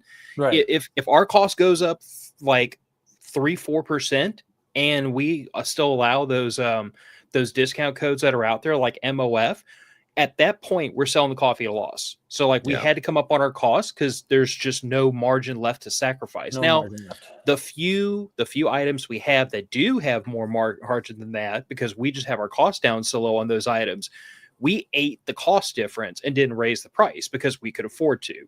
Mm-hmm. But from your perspective, if the cost you have to sell the bag at, not to lose your butt, is still substantially less or even a margin less than the rest of the market, it seems to me like if there's demand. The problem with the bag is that it doesn't make much money to begin with. It's also one of the reasons why Kanai went out of business. Is it just bags don't have a high margin to begin with? No, they don't. They have a lot of production costs wrapped up in them. Well, they do. I mean, look at how many pieces of cloth you got to sew together for a bag. I mean, it's 3 different layers of stitching for that main zipper alone. Yes. Well, so I'm thinking not just that, but the fact that it's. So I know that a plate carrier is not like a 2-dimensional piece, but a bag is like multiple layers sewn on top of each other. Like I can only imagine what it takes to put in the machine work to make from pattern and fabric to bag. Like that just seems more complicated. It is. And I also overbuild everything. So then the factory gets mad at me because they're like, you don't need this. So I double pad where I need it, and then I double stitch. Sure. And then I also now we're using bonded thread. Mm-hmm. So bonded thread is like usually what you use for backpacks. I use that for everything. Nice. And then I use whatever, like I basically reinforce like hardcore bonded thread for everything. And then on top of that, I've even shown the video. I use we've been doing bar tack stitching where you don't need it, just to really make sure that everything lasts as long as it can. Nice. And on that one, another piece that would definitely drive the price of the backpack up. But with the Woodland here, unfortunately, I couldn't get it done with. Here's the webbing, so you guys can check the webbing. It's not like it's even Woodland webbing. Yeah, so that. It's not like this. This one, I think the pattern was a little smaller, but the webbing itself is not like crazy. Again, I don't do anything out of China, but when I say this, again, not even my these are all from South Korea, by the way. Not even my raw materials are from China. You get like the foreign Woodland, which is like really blotchy. It looks like something out of like Contra. Right. Mm-hmm. But, so you can tell it's the same size. And I still applied and will be the only company in the industry. I will be posting my NIR data for this in its basic form on the website. That's fantastic. I don't want to say NIR compliance because I don't want EOD fish coming after me. But because compliance is like a whole, I don't even know how you get that. I actually have no idea how you even get NIR compliance, like the rating. It starts with a DOD contract and bribing politicians. Okay. So I don't have access to any of that. So what I did do though, was I did all the research I could. The only people I could find who objectively post, because if I say NIR, you go, okay, well then just find the standard. I go, but that standard doesn't even exist as to what it even is. Really? I couldn't. What I'm saying is, maybe I'm wrong. I'm not going to die on the hill. From my research, the only standard I could find where it says meet this down the line was the NATO standard, not the United States standard. Interesting. All it said was basically if I could get it, if I could be right now, again, maybe someone proves me wrong. And if you can prove me wrong, great, send me the data. So that I can look. I mean, more information is always good. But all I could find was NATO had some standard. And basically, it seemed like the United States standard was vibes-based testing, which was interesting. We put nods on and hit you with IR light, and you didn't glow, so you're good. Okay, that's kind of what I got from it. But the reason why I bring that up is for the nylon, I made an order for all front. Now the interior nylon, I don't give a shit if it glows. But what does that matter? I made the standing order. All exterior facing nylon and parts will have NIR, some sort of NIR solution dye. For these webbing. The issue is the fabric itself lent itself to a shine because it's just what the webbing is. So I don't think this is going to come up great, but it'll just come up like kind of just darkish, I think, or maybe even a little bit lighter. But the point is, this stuff, all of it, Coyote, Ranger Green, and M81 was all made with what I just say NIR resistance in mind, because I don't want to say compliance because people will freak the fuck out because they're saying you don't actually have the form. So I tried to find the standards. I got the NATO standards. I will be posting all of the wavelength data, which literally nobody else does in the whole industry. I will be posting exact wavelength data and how it shows up on a spectrometer. That's the level of autism I have per color on the website. And I have also ordered, so if you look right here, the Ranger Green, this is the Ranger Green Velcro. I also ordered the same solution dye to be used on the Velcro too. Nice. So can I name other companies? If you look at higher tier Gucci companies and you throw your NVGs on and look at them, you'll notice that their nylon is NIR compliant, but their Velcro isn't. Interesting. So plate carriers that usually have a lot of Velcro, not all carriers. I think like if I look at the T-Rex Arms AC1, it's actually very good, right? Yeah. I'll only be positive. So like the T-Rex Arms AC1, they did solution dye on everything. So they look really good. I have seen other Gucci tier carriers do where the nylon is good, but then their Velcro, that's reflective. Does that make sense? Yeah. So I actually solution dyed the Velcro too. To my knowledge, the only other company is like, I think T-Rex Arms does it. They do. I was actually trying to find out what dye they were using. I have an AC1 over here. Their dye was very good. I don't know what the fuck they were using. Their dye was really good. But so the reason why I keep mentioning the NIRs, I did a lot of research on it. It was a pain in the ass. I still don't understand why this one's allowed to be lighter, but this has to be, I never understood that. So, but the answer is, as far as I understand, I'm the only company. I think the next person who does the most amount of posting about NIR would be Shaw Concepts, but I think he just shows pictures of his gear saying like, hey, it shows up pretty well. Right. I don't know if he posts his data. I don't know. Maybe he does. I don't know. Maybe he doesn't have the data. Maybe he just buys it from a contractor. I mean, from a supplier, and just says, hey, this is what it is. But yes, I have meticulously went through NIR. Again, the best I can find was some tertiary examples of what it should be for the United States. Guy looked like a fucking villain with his lighting. Jesus. I look like I'm about to it's not that bad. And then, like I said, I use the NATO. That might be worse. I use the NATO. I think it's actually worse. Okay. I use, like I said, the NATO. Man, you're good. I'm just giving you shit. Hold on. I'm going to turn these fucking lights on. I use the NATO standard. Wow. Okay. To do the rest. I'm not being funny anymore. Let's continue. Everyone know. The gear is good. I made sure it didn't glow under night vision. Everyone can put away their jokes about glowing like a fad. And there you go. But now, again, to be fair, I know it's going to happen. Right? The hell with the light. You should give up on it. All I do know is going to happen is the people who like it will like it, and the people who didn't want my gear anyways won't be convinced. They'll find the next thing to say no to. They'll go, no, actually, this wasn't from the anus of Caleb Cry, so I don't want it. Well,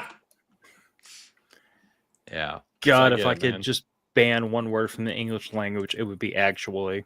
At least for social media. Right. So, anyways, I want to talk about something more fun. That was just me going on a little tirade about the NIR compliance of resistance. I don't want to say compliance because I don't want to be fucking it's important because a lot more guys are getting into night vision. I'll be honest and say I don't know if it's important because I don't know. I actually kind of think the whole thing's kind of dumb, but I can't be the kid who says the SATs are stupid. And then you go, what did you score? And you go, well, 200. Right. But if I say the SATs are stupid and then you go, what did you score? And I go 2,200, you go, oh shit. Okay. Now that's okay. Valid. Yeah. They were stupid for you. Yeah. Yeah. They were dumb. Right. So then I go, yeah. So my premise has always just been to do this. And again, I didn't raise, by the way, just to be clear, even with the tariffs and the new cost, I haven't raised any of my prices past MSRP. Which is shocking. Well, it's not shocking if you're okay with being just poor. If you're just like, let's fuck it, whatever. It's all right. But it's shocking that you were able to do it without like having to write a check to make up the difference, I guess is what I'm saying. Like your gear is already so reasonably priced that when these tariffs came in, I guess I like most of your customers probably naturally assume, well, the price is going to go up a little bit, but hell with it, it'll be worth it. And then when you came out and said, no, I'm not raising the prices, I was like, did you like call up Satan on speed dial and make it like sell your soul, make a deal? I mean, how the hell? To sell my soul to Satan so many times. He doesn't take my phone calls. And when he does, I found out he was working for State Farm. And I thought that was just pathetic. So I just stopped. It is. I mean, that was a horrible joke. Sorry. I was trying to be funny. I don't think terrible. I don't know. I think about me and all my friends, and I think that Satan would probably be like, we're not operating a charity here. You're a little too damaged. Right. That's what I'm talking. Like, do you think because people say that to me, they go, you made a deal with the devil. I go, what is that deal? Is it like a mansion I get to meet at? Was I supposed to be wealthy and famous? Because that happened. But why does the devil always have such good marketing? Branding. Yeah, but what about you go to make a deal with the devil? Is it like a nice house? What is the surf and turf? How good is it at Satan's house? Is it good? Probably fantastic. It's pretty good, right? It is a good lot. Would have to be. Would have to be to be worth it. It would be worth it, right? Yeah, but I would think so. I would sell my soul for like 2 Marvel movies. Like you get to be Captain America in 2 Marvel movies. Yeah. Do you get royalties? Because if you do, no. I'll just knowing Satan, I just get killed off immediately, and then I have no music career. Oh no, movie career. But so no, that was Alpha Charlie Concepts agreeing with you. The bonded thread's the way to go. 100%. I use bonded threads on all my stuff as well. It's the way to go. Yes, we upgraded to bonded. I didn't have any issues with the other stuff we were using. It was just a good thread, but yeah, I upgraded to bonded thread. You text them right now, by the way. Go ahead. For those of us that don't know shit nor shinola about materials, what makes it bonded thread? I don't know. So essentially what it is, it's like the difference between just a braided string and a string where the braided material is also chemically bonded together. So like tarred bank line versus twine. Okay. That's I figured the machinist would know better than the business guy. Well, it's actually the fisherman side of me that knows that. Same difference.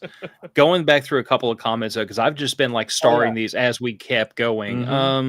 Another from Alpha Charlie Concepts. You're not alone. I always try to source NIR compliant materials as well, but if I can't, it's not a priority. Fair enough. I mean, that's a fair point. If it doesn't exist to be bought, I can't fault you for not buying it.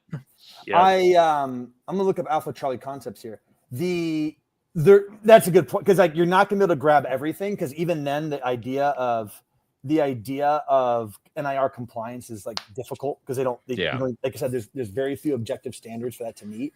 So it's kind of all over the place. But yeah, I grabbed as much as I could. So the overall signature should be reduced. Nice. John, my son graduated USNC boot, shot expert, 3 points off top shot for his class. Hell yeah, there you go. Fuck yeah, dude. I've actually met the Oliveras in person. They swung by. They're good people. They had breakfast with me and my wife a year ago, maybe 2 years ago. Anyway, but yeah, I've been cool people. Sorry, go ahead. Sorry. No, you're good. And then Joe just saying radios are sorcery.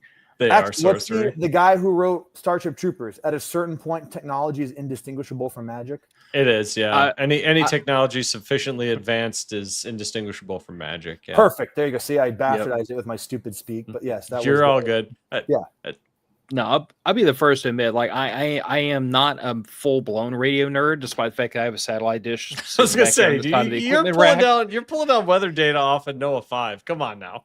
I still don't understand how they work. I can't get into radios. I just don't get it. I don't understand how they work. Just assume it's magic pixies. It's fine. Okay. So as long as you know what the buttons do, you're good. I've tried so hard to get into it. I actually have a topic for me and Nick to unpack one day, but it's going to take some legwork ahead of time to explain how radios work.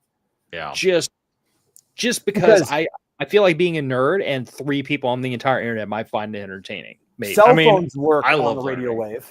Yeah. Yeah. So your microwave works on a radio wave. A cell phone is a cell phone is a Baofeng with a digital computer hooked up to it. That's it. So then why can't we just then why can't you just put that in consumer form for like radios? Well, they exist, they're cell phones. Right. Yeah. But I meant like in the radio sphere. Like why hasn't someone hasn't amplified a radio? So they personal use, not in your car. So a couple of things. First of all, like kind of there's a thing called DMR, and there's also packet radio service where you can send like digital data packets over radio waves with some of the ham bands. Like that's all been done. Some of that is limited by federal regulations though. Yeah. So. I was going to say that's really where you run afoul is like the FCC does not permit certain things on certain channels, but the thing that really makes cell phones work that you really cannot reproduce on radios nearly as well is that like with a cell phone, when you pick up your cell phone and you try to call somebody, what you do is you send a signal to your nearest tower that routes through this massive telecom backbone, and it finds that other number anywhere within this service area, which is basically the entire country, and their nearest tower contacts their phone, and then you two hook up to your respective towers and communicate through that cell network. Okay. So it's not like I'm talking to that phone. I'm talking to the tower. That tower is talking to a computer buried in the ass of a building someplace, and that computer is talking to that tower, and that tower is talking to that person. The closest analog you could have to that would be with ham radio, where you can link repeaters together. So you can have a repeater, and the output frequency of this repeater is the input frequency of another repeater, and then these repeaters talk to each other. So if you talk to your repeaters, you talk to each other through those repeaters. And you can never been able to hit a repeater. No matter how many times I've tried, I never get it. You got to have the talk codes, and you have to have the listening and the broadcasting channel correct. If we sat down with your radio and a programming software, we could figure it out pretty easy. Alpha Charlie Concept says bonded thread has a wax-like coating on it that helps protect the thread and also lubricates the passage through the cordura and the webbing itself.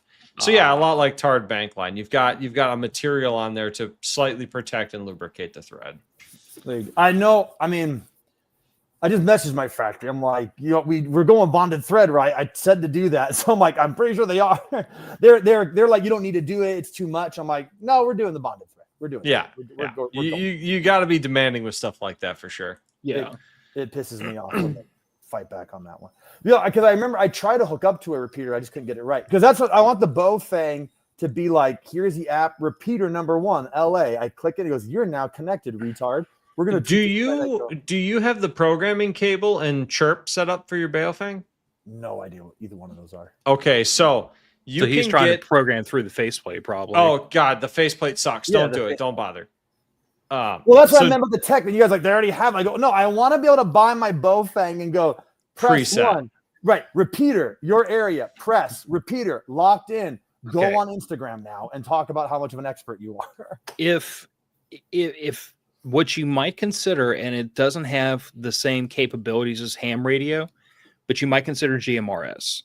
Yeah, GMRS is another step. Yeah, and GMRS it's the radio service I use because it's channelized. The radios come pre-programmed for the most part. It's much simpler for the layperson to pick up. My big thing is like I could figure out how to run a ham radio. It's not that damn that damn complicated compared to some of the really weird shit I've learned over the years. But the big problem is I'm never going to convince my wife to go take the freaking test and do all the studying and all that shit. Whereas with a GMRS radio, it's one license for the family, and I can throw my 13-year-old daughter a radio and be talking to her in under 30 seconds. Okay. It is the radio service for the layperson that doesn't want to be a radio nerd. They just want a functional tool. And the thing about that is most GMRS repeaters do have either a CTS or DTS tone programmed into it to kind of like obscure unwanted frequencies if you're not trying to get into the repeater. But those are published and they're not that hard to program. Now, for your Baofeng though, the Baofengs are not that easy to program from like your buttons on the radio. There is a cable that you can buy that plugs into the side of your radio, plugs into the USB on your computer, and interfaces with a free software called Chirp, where you can just type in exactly what you want. You can copy and paste the talk codes, the frequencies offline into your radio, and you can name it this repeater. As a matter of fact, save it to your Baofeng. If you can find someone local to you who already has that repeater you want to talk to programmed into theirs, their radio. You could literally take the software and the cable, plug it into their radio, copy their program onto the computer, and then push that program onto yours, and then you will have every single channel they have. Yep. Okay. So it takes programming the radio from a couple-hour endeavor of one button clicks to do everything to minutes. Also, if you have to program a whole bunch of radios for a whole family, like this asshole has on several occasions, it's a lot faster to just build one program and then just clone them all. Yeah, plug it in, hit a button, wait 45 seconds, unplug it, plug in the next one, hit the button, and just run the program into multiple radios. There's some fantastic YouTube videos on how to really get a lot out of Chirp too. What is there like hardcore radios? Like, for example, I know like the HS1000, which is the ones that the LAPD uses. Sure. Is there like hardcore? Like I know Baofengs, but like where can I get myself a PR148? Right. You're gonna want to talk to the ham guys. We could probably put you in contact with some of the comms guys we were talking through on Sunday. Yeah, okay. I tell you what, they will though. They're gonna ask you, what do you want to do with the radio? And that answer will dictate what they recommend. I want a hot mic emergency channels. Just hold down those hot buttons. I want to do felonies on air. Yeah, I want to get on an emergency channel for LA Fire and just hold down the talk button and make sure no one gets a firefighter. They almost certainly are on a digital trunk system, which is a whole other level. I guarantee they are. Which you can watch, but you can't listen to. What's that? What was that, Rebel? I missed it. I don't know. So what a trunk does that prevent exactly what I'm talking about? Yes. Oh, okay. It's an encrypted digital trafficking system, basically, is what it is. So you can't just hot mic it. By the way, FBI agent, I'm making a joke. I'm not going to do that. I don't know how. No. So basically, what it is like it's kind of like if you have multiple channels coming in on your Ethernet at once, the different ports. Right. If channel number 1 is full, it kicks you to channel number 2. If 1 and 2 are full, it kicks you to 3. If 1 opens up, now somebody else can jump into 1. Even though you're all broadcasting on the same band. Okay, because I remember I hate saying like this, but in the Marine Corps, we had PR, which only the Marine Corps had for their black gear, which was the PRC 153, which is just the inner, it's supposed to be the squad radio, right? Yeah. And I believe that one actually had some sort of crypto key that you could use. It does, yeah. It did. But no one knew how to set it up. So we just used like channel 1, right? And then some dumbass would just put it in the mole pocket, but it'd be too tight. And then it would hit the button. The entire fucking platoon. It was like, direct the gun. And I'm like, all I hear is a guy swearing in Spanish this entire time. I don't know what you want me to do. It's like, well, call it in. I'm like, call what in? There's no one to talk to. This has been mariachi music for the last 20 minutes. Like, I don't know, the guy, I don't know what's going on. And it's like, yeah, I remember that. The crypto That's fantastic. Is what you just said. It's like, you can do all this. I'm like, are we going to do it? No one knows how. I'm like, oh, well, okay. Okay. But here's the key. And if you lose it, you're going to have to talk to the president of the United States himself. I'm like, okay, that's not true. But no, I'm not going to lose the key. First off, I'm leaving that in my footlocker.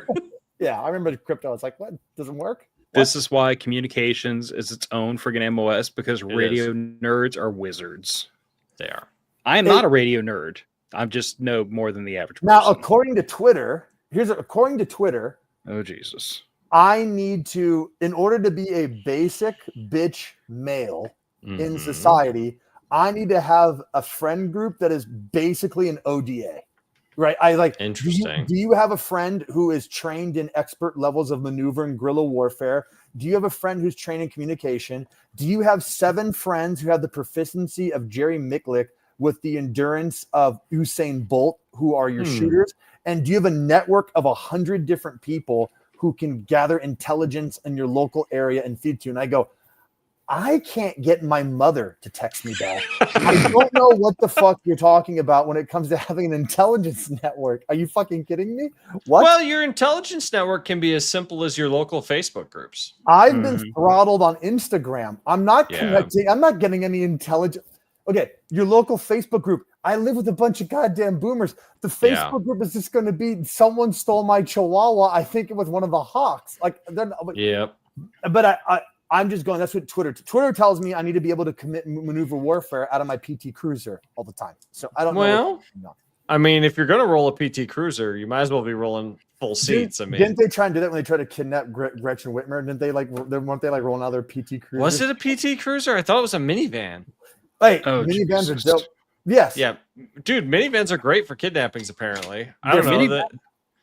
I never thought this would be the timeline, man, but I think I'd prefer a minivan over a PT Cruiser. Well, yeah, it's got the sliding door. You can get 2 guys in at once. Remember, I know the name. Throughout GWAT, we were thrown 50 trillion Arzakawi because they're all Muhammad Arzakawi named. Don't you remember that one thing? It was in Tripoli where Delta Force straight up just kidnapped someone out of a minivan. They had the street camera. They're showing them news because it was. I don't remember that. It was a finance minister of ISIS, and he was, I believe, in Tripoli. He was like walking the streets of Tripoli. It sounds like something we would do. Yeah, you just see a white minivan pull up, and was it? What was it? It could have been a panel van. Because I'm trying to, if I remember correctly, it was. No, okay. So what had happened was the van pulled up to grab him, and that Delta was in that van, the minivan to grab him. That guy's security van pulled up to intercept, and then I guess the passenger, because I guess it's just a regular van, the passenger rolled down his window and stuck an AK out. You see the Delta operator just grab the AK and just pull it out of his hands. And then just get in the minivan and I go, did they just jack that guy's security's AK and then jack their target? Because and I know you think his security was just 2 guys in a van, right? With right. That was his security. I'm like, did Delta just fucking steal this guy, the security detail's gun? Yes. Yep. Gun and van. A Honda Odyssey and just drive off. Okay, but I mean, country. But it is important. But it is important to remember that, like, you military special forces guys are basically like hood rats with DOD credentials. I mean, they literally get paid to do things that would get you on a most wanted list. Oh, absolutely. And that's before they kill people. That's just stealing stuff, breaking stuff, sabotage, stirring up rebellions. I mean, that's their job. That's their day job. That's fun to them. Right. So yes, jacking a person's AK and then jacking his van. They probably giggled about that night. Oh, in the barracks. Oh, that they crashed that van into something stupid just because. Or watch, I'm gonna fuck this shit up. Everything you said is true. They also might have probably tried to sell Arzakawi on the black market and then funnel it with drug money, which is what they also do on occasion. Just throwing it out there, they do that too. The CIA has been known to smuggle drugs and weapons, yes. Yeah, before they reported back to the DOD, they might have tried to sell him online. They might have just one of them might have tried to do that. Right? One of them might have. Just fair that's enough. Not out of the realm of possibility. With those guys, but like I said, I'm a good old fashioned infantry guy. Just send me in the massive waves to be completely ripped apart by the enemy, and then lie to my mom and dad about how I died. Well, yeah, because when I in the future war of 2035, as President Taylor Swift declares war on Europa, whatever the fuck it is, and I'm completely sucked into the turbine of an Amtrak fucking amphibious landing vehicle, and I just get sucked in the turbine and shot out the back of the propeller, and my parents get to put my Chinese-made American flag on the mantle for Thanksgiving. They can point to me with a half-cold can of A&W soda and go, he was a hero. And people are like, yeah, he died a hero. It's like, no, he got sucked into the turbine of an Amtrak and then they just let him die. Like, it happens. It happens. I got in the way of the Amtrak. I shouldn't have been in that way and just ran me right over. Yeah, I mean, turbines are rated E for everyone. Accurate. Get sucked right in. Right. Well, I saw an F-35. I thought it was cool. Got sucked into the intake. Hey, is what it is. If I had go ahead. So Rebel, go ahead. I was just going to ask him about that pre-sale. Yes, since we've been talking a little bit about your gear. Yes. So, I am unbelievably nervous, and I have this pit in my stomach that prevents me from doing anything. I don't know why. Okay. So I don't have a pre-sale date. My mind is saying, because as I was literally texting the factory as we're talking, they just said, yes, we're doing a bonded fit. And I only have one kind of contract employee, Max, who's a designer. And he's like, let me send you a list of all the stuff we're doing because I'm tired of you fucking asking me. So he doesn't say that I out have loud. sent 2 of those emails this week. Right. He didn't say that out loud. That's what he's thinking. He's like, dude, it's like. That's exactly what he's thinking. Like, Jesus Christ, how many times?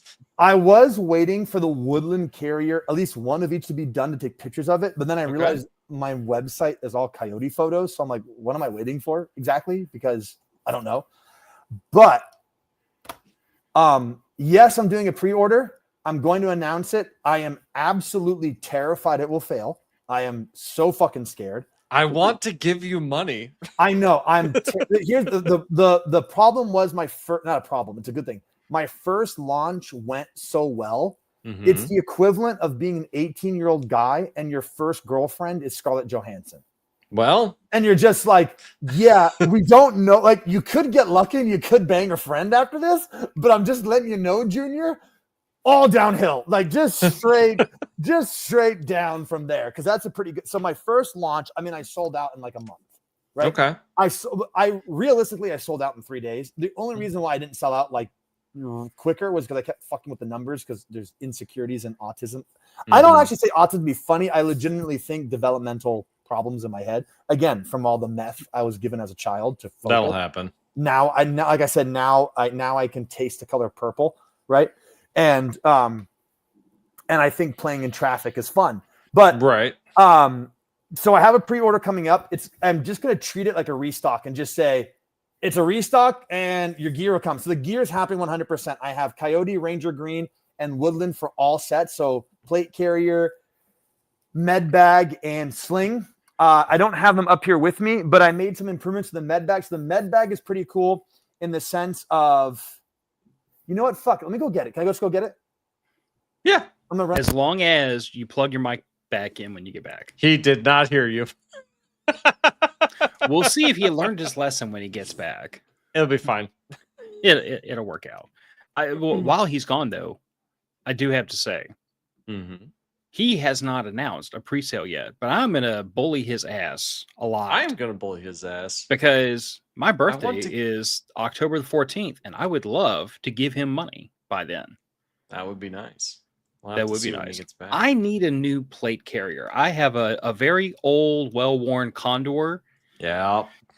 And I mean, my Derma's holding up well, but I'm not opposed to trying new things. Yeah, well, I'm going whole hog, and I want a Vicarian and M81, and also trade out the steel plates for ceramic plates. Honestly, man, best choice ever. Swapping out to the ceramics. Every time somebody has grilled me about that, I have been the first to admit, be like, yes, I want to get ceramic plates. But at the time I got these, the ceramic plate offerings were hideously expensive and not great from a durability standpoint. I was at the same point. I was just before like the Hesco, I think the 1188s or whatever. The Hesco 1188s, the RMA plates started coming out in the market. I was like 2-3 years before those hit the market and became reasonably affordable when I got my steel armor. And granted, I was mostly wearing that to, 3-gun stuff, pistol matches, stuff like that. So not as big of a deal, but gosh, the ceramic ones are so much lighter for better protection. See, my biggest issue was actually the fact that, like, at the time I got my set, ceramic plates still suffer from the same problem they had when I was issued them, which was if you drop the sons of bitches and you crack the edge of them, they're done. Yep. And my issue at that time was I am a civilian. The DoD is not supplying me all the time. So and the DoD is not paying for x-rays. Exactly. So it was just one of those situations where, like, at that time I made a judgment, and now that judgment no longer holds up because things are different now. Nice. All right. I think he's plugging in. Is he going to unmute? We have unmuted. Mike. Yes. Congratulations. This is on the right one. You are. We can hear you. So grand success. The Vicarian change. The pre-order's coming up. Make sure to sign up for in-stock notifications, but and then off. I know the light's a little bit much there. Again, I don't have lighting set up for studio. It's lighting. fine, bro. I've got printer paper taped over a light bulb back here. That's my lighting setup. So is this lighting? Where do you think I got the idea? Oh God, I'm ugly as shit. Jesus. All right. Anyways, so the Vicarian's newest one is going to have the placard. I'm going to include 5 pull tabs. I changed the design of the pull tabs, but it's just pull tabs, right? Yeah. The new design will just have a loop that ties, so you can actually adjust the length of the pull tab now, as opposed to this one, which is fixed. But anyway, so the Vicarian will have this adjustable placard, 6 Mole rows there, and then obviously I'm using NIR material across the board. And on the sizing of the Vicarian, I just slightly increased it, just very tiny amount. That way, it could fit a large sappy, a medium sappy, and a 10x12 plate, or a 10x12 triple, multi, or female curved plate. Oh, okay. Or it's just the plate bag is just slightly bigger, a little more giveaway, so that way you can fit a large sappy, then you can fit anything else below that. So if you're running like a smaller plate, just get a backer, and now the Vicarian will fit it. So you don't have to basically go out and buy. It's a large sappy. I mean, the backers are king for comfort anyway. And on top of which, in order to increase longevity, the back of the Vicarian comes with padding on the back. Nice. As opposed to just straight usual, like just nylon. It actually has a little bit of padding, so it lasts longer and it's comfortable. So then I made the shoulder pads in the Vicarian more cool guy-ish, as opposed to like the lab top sleeve they kind of were, the older school padding. So the Vicarian will just come all the same stuff. The main change is the placard, and of course, it's all NIR resistant material. This is what I wanted to go over. So this is the Apothecary med bag. I went over this before. This one has a little bit of a wood. It's the woodland, by the Polish woodland. But so I made some changes to the Apothecary. The main changes was, one is I made the bottoms actually fully removable, so you can actually pop off the bottom leg strap. Before, all you could do is pop off the strap. You couldn't pop off the buckle. But I'll show it for right now. So this comes off completely. Then I made the interior Velcro. You probably can't see it, but this is all Velcro. So you can take your inserts from the Vicarian, and I'm going to do it real quick. All righty. See, I just demonstrated the tactile strength of my kit. Also, I reinforced stitching points in the top and bottom with bar tack stitching.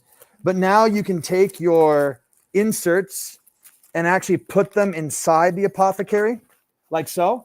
And then if you pop the bottoms off, this is in the old Apothecary too, but then this doubles up as a placard. See, there's the Velcro.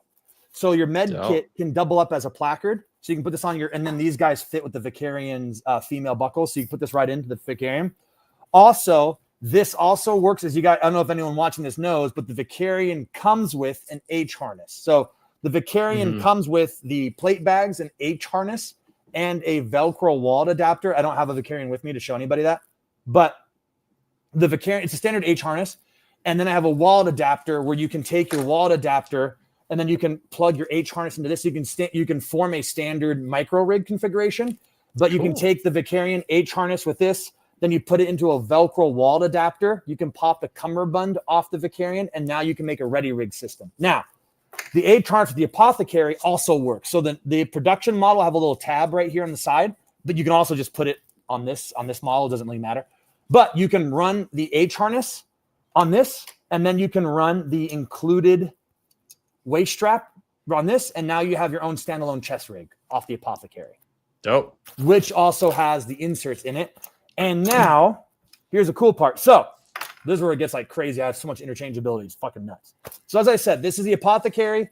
It works as a standalone placard.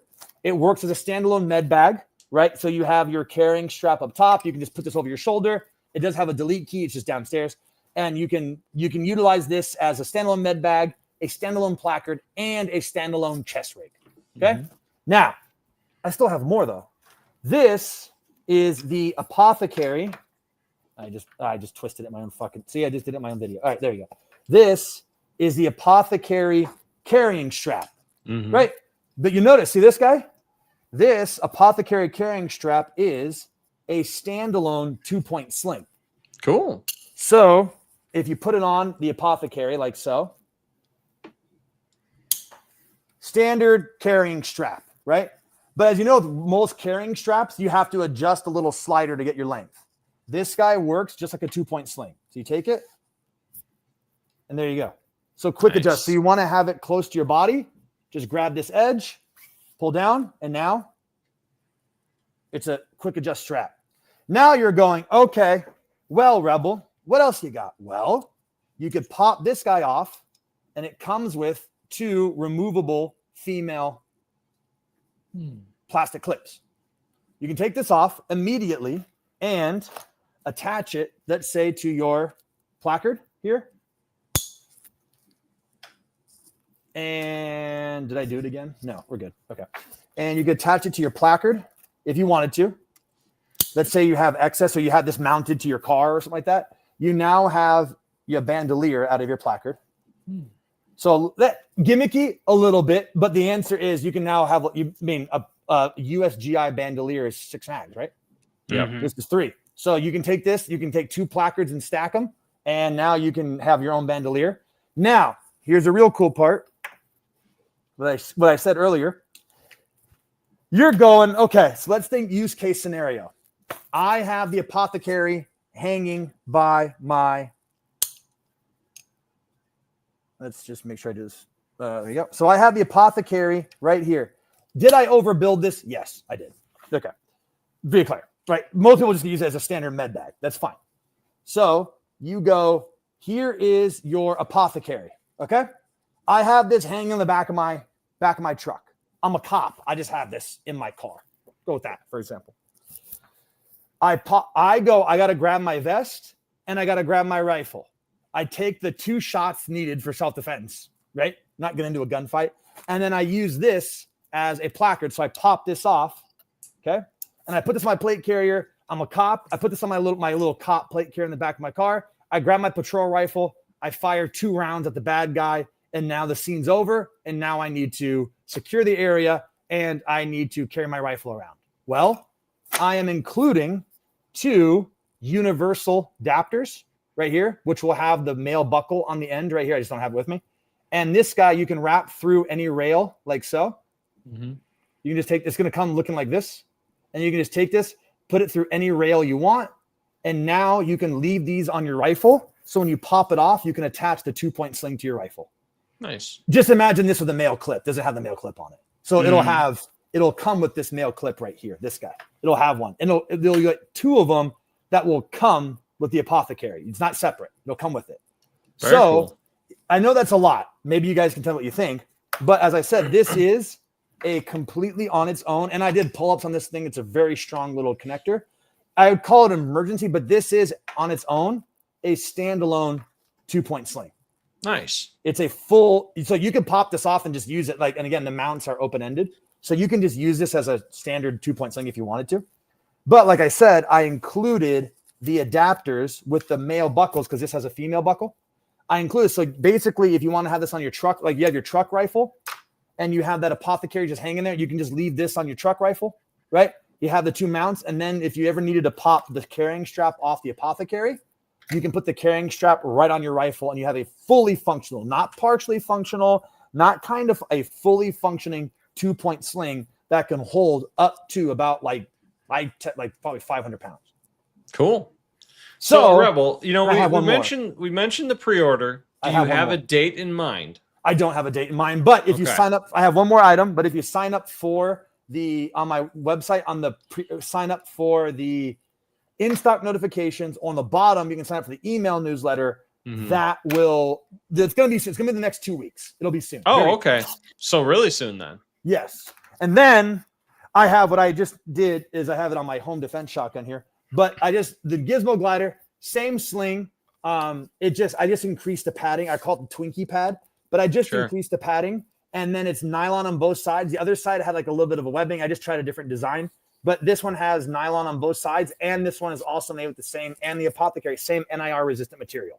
Nice. To my knowledge, so this is a fully again, I'm going to say that word, but 2-point sling, just like this one. So it's just like the one I showed you, except the back has actual padding as opposed to just a piece of webbing. And thick padding. Nice 2-point sling will be still NIR resistant material.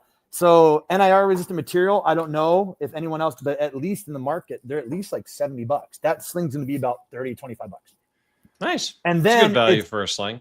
Each Gizmo glider will come with, it's the same thing on the Apothecary, but it just doesn't have the adapter for the male buckle. It's going to come with these right here. Nice. So what you can do with these, it'll come with 2 of them per sling. So when you get, and also the 2 little hair ties that you can just keep the sling down. When you get this, you can take this, run it through your Magpul CTR or literally any surface on your gun. And then you can run the Gizmo glider through the mount, just run it through. Nice. And now you have universal sling mounts. You can put this on any rifle you want. So if you get the sling, if you get the Gizmo glider sling, you don't have to worry about getting QD mounts or I'm assuming everyone has their mounting system already. But if you go, no, I just got the sling and now I have to put it on my rifle I just got, this will work on literally any gun ever. Because you just have to basically just loop it through, just like so. Loop it. Now you have this hanging on your rifle. Then you can take the end of the Gizmo glider, just run it through like you would any other mounting system. And now you have it. I mean, the GY this is from fucking slings from 20 years ago. But, hey man, it's classic because it works. Yeah, and it is impossible for it to break. It'll never like fall off your rifle because it's tied on there. And you can adjust the length of the shot cord. You can do less or more. And on top of which, like I said, it's a sling that comes with its own universal mounts. Yeah. So you don't have to go out and spend another $15 or $20 on a QD system. If you have it, you have it. But you can mount the Gizmo glider to anything you want right away on your weed whacker, whatever. Go for it. So that's everything. And then I don't have a pre-order date, but it's going to be the next 2 weeks, very soon.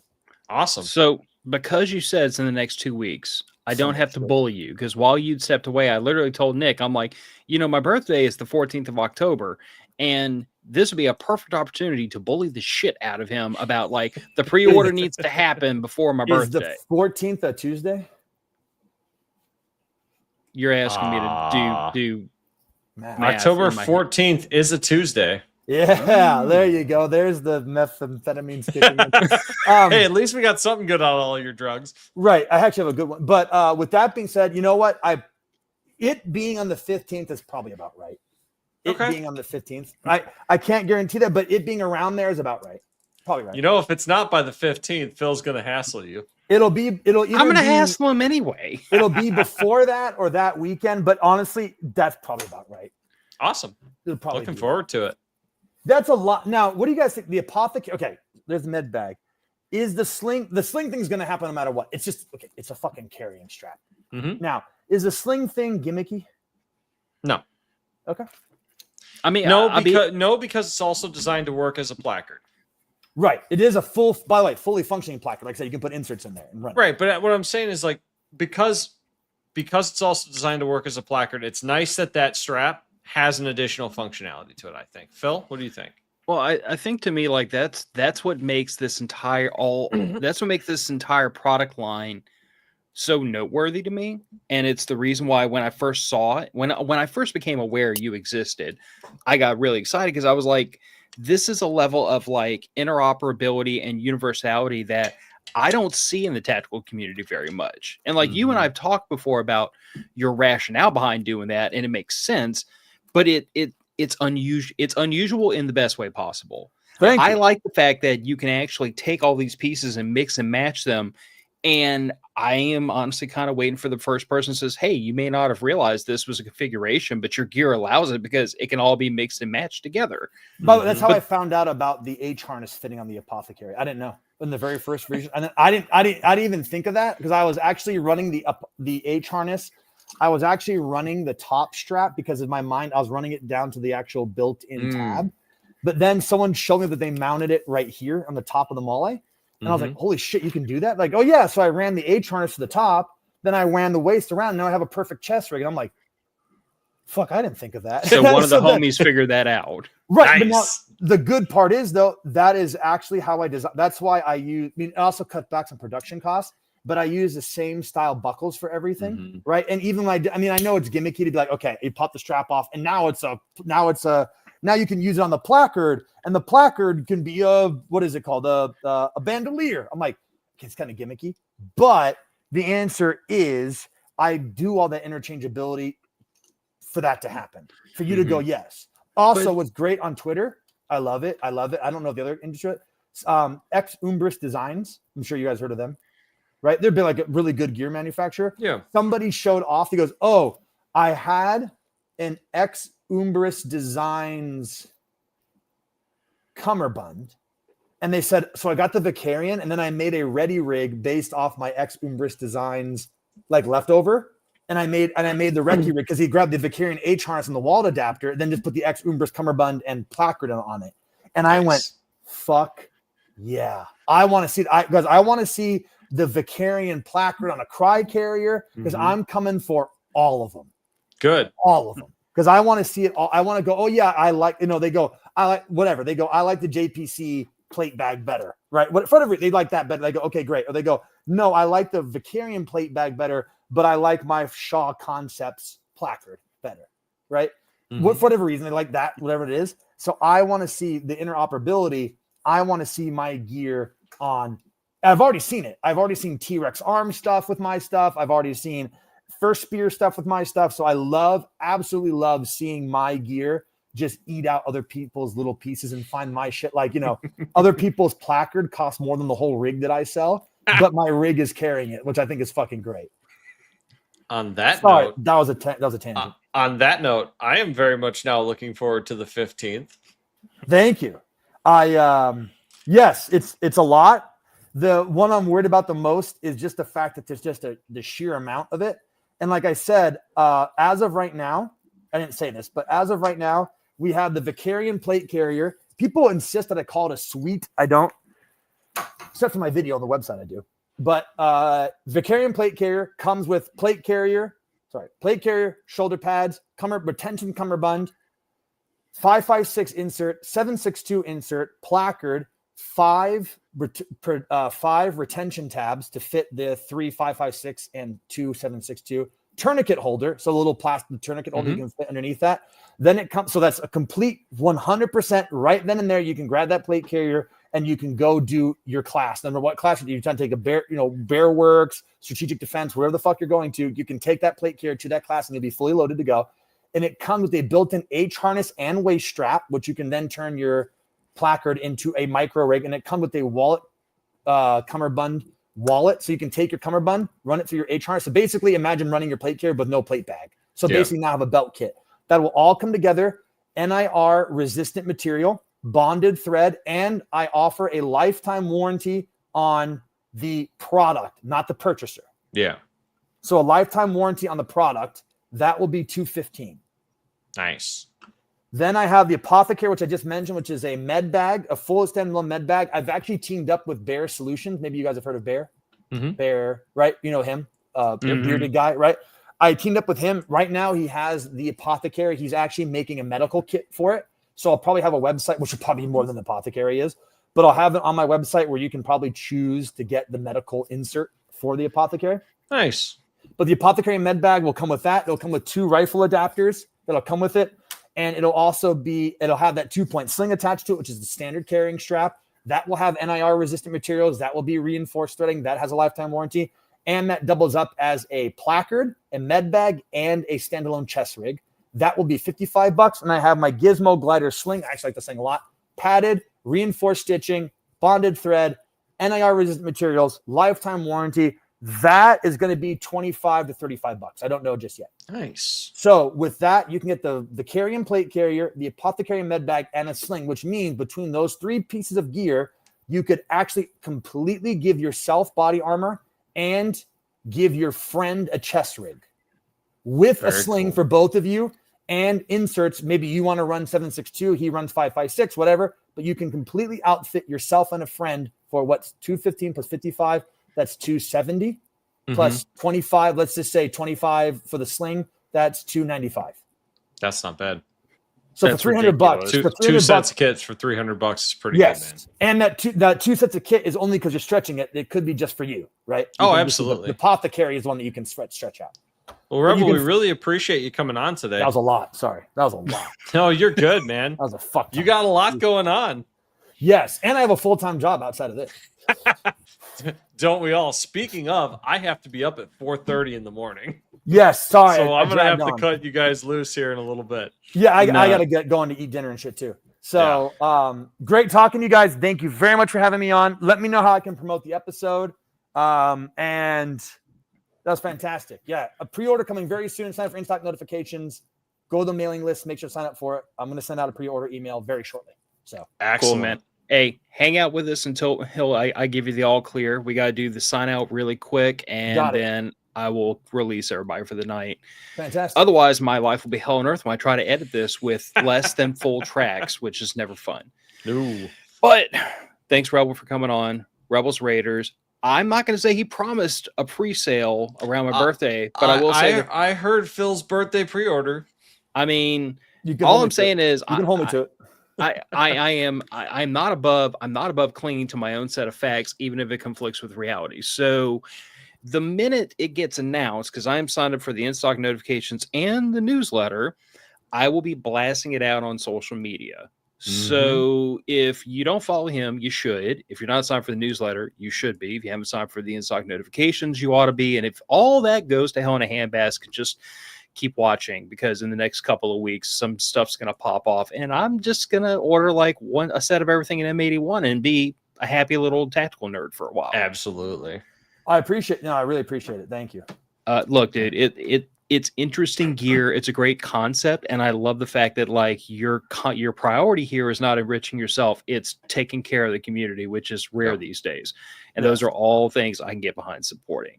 Absolutely. But we are going to punt this out the door. We all have day jobs, because nothing we do here pays the bills. This is all fun autism. Yep, probably both. This is all just accounting and tax paperwork for Rebels Raiders. Ugh, you poor bastard. Yep. Oh, very, very. Before I go, sorry, I know we're ending it. I wanted to say I've gotten gifts from people. Someone sent me a goat leather patch, B1 Tactical, I believe. That's awesome. Warhorse. I'm going to say it wrong. Warhorse sent me that. So it's a goat patch with Rebel leather patch. And then I also got unit coins from Saif. Nassim. Cool. He sent me unit coins. I believe he's actually a contractor, like one of those DOD cops, I believe, at 29 Palms, I think. Nice. So yeah, 29 Palms, military working dog. So I believe, he works that space. So I want to say the outpouring I have from the GOAT gang is huge. One guy just sent me cigars and money. Like he just sent me a dude of like $40. So it's pretty great. Also, sorry, last one. I don't normally would do this. We are doing a charity for Charlotte's Farm. The government trying to kick them off their land, long story short. But if you go to my website and check out their GoFundMe, they are 501c3, not a ripoff. So I know them. They're legit charity.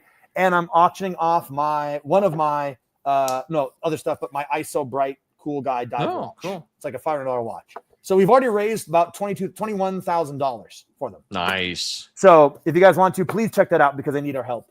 And they're great. They're a great goat farm. So we've already raised like $21,000, which is fucking nuts. I raised that much money. That's fucking crazy. But anyways, that's it for that. And pre-order coming up. All that good jazz. Thank you. Yep. Website's already in the show notes, and I'll have his Instagram in the show notes too before this goes out. Yes. But matter of fact, it's going out the door. Good night, everybody. Try to move the needle. Try to convince the homies to train. Support people that support you. And if you can't stay out of trouble, at least be good at getting out of it after the fact. Talk to y'all later. Bye, everybody. Good night.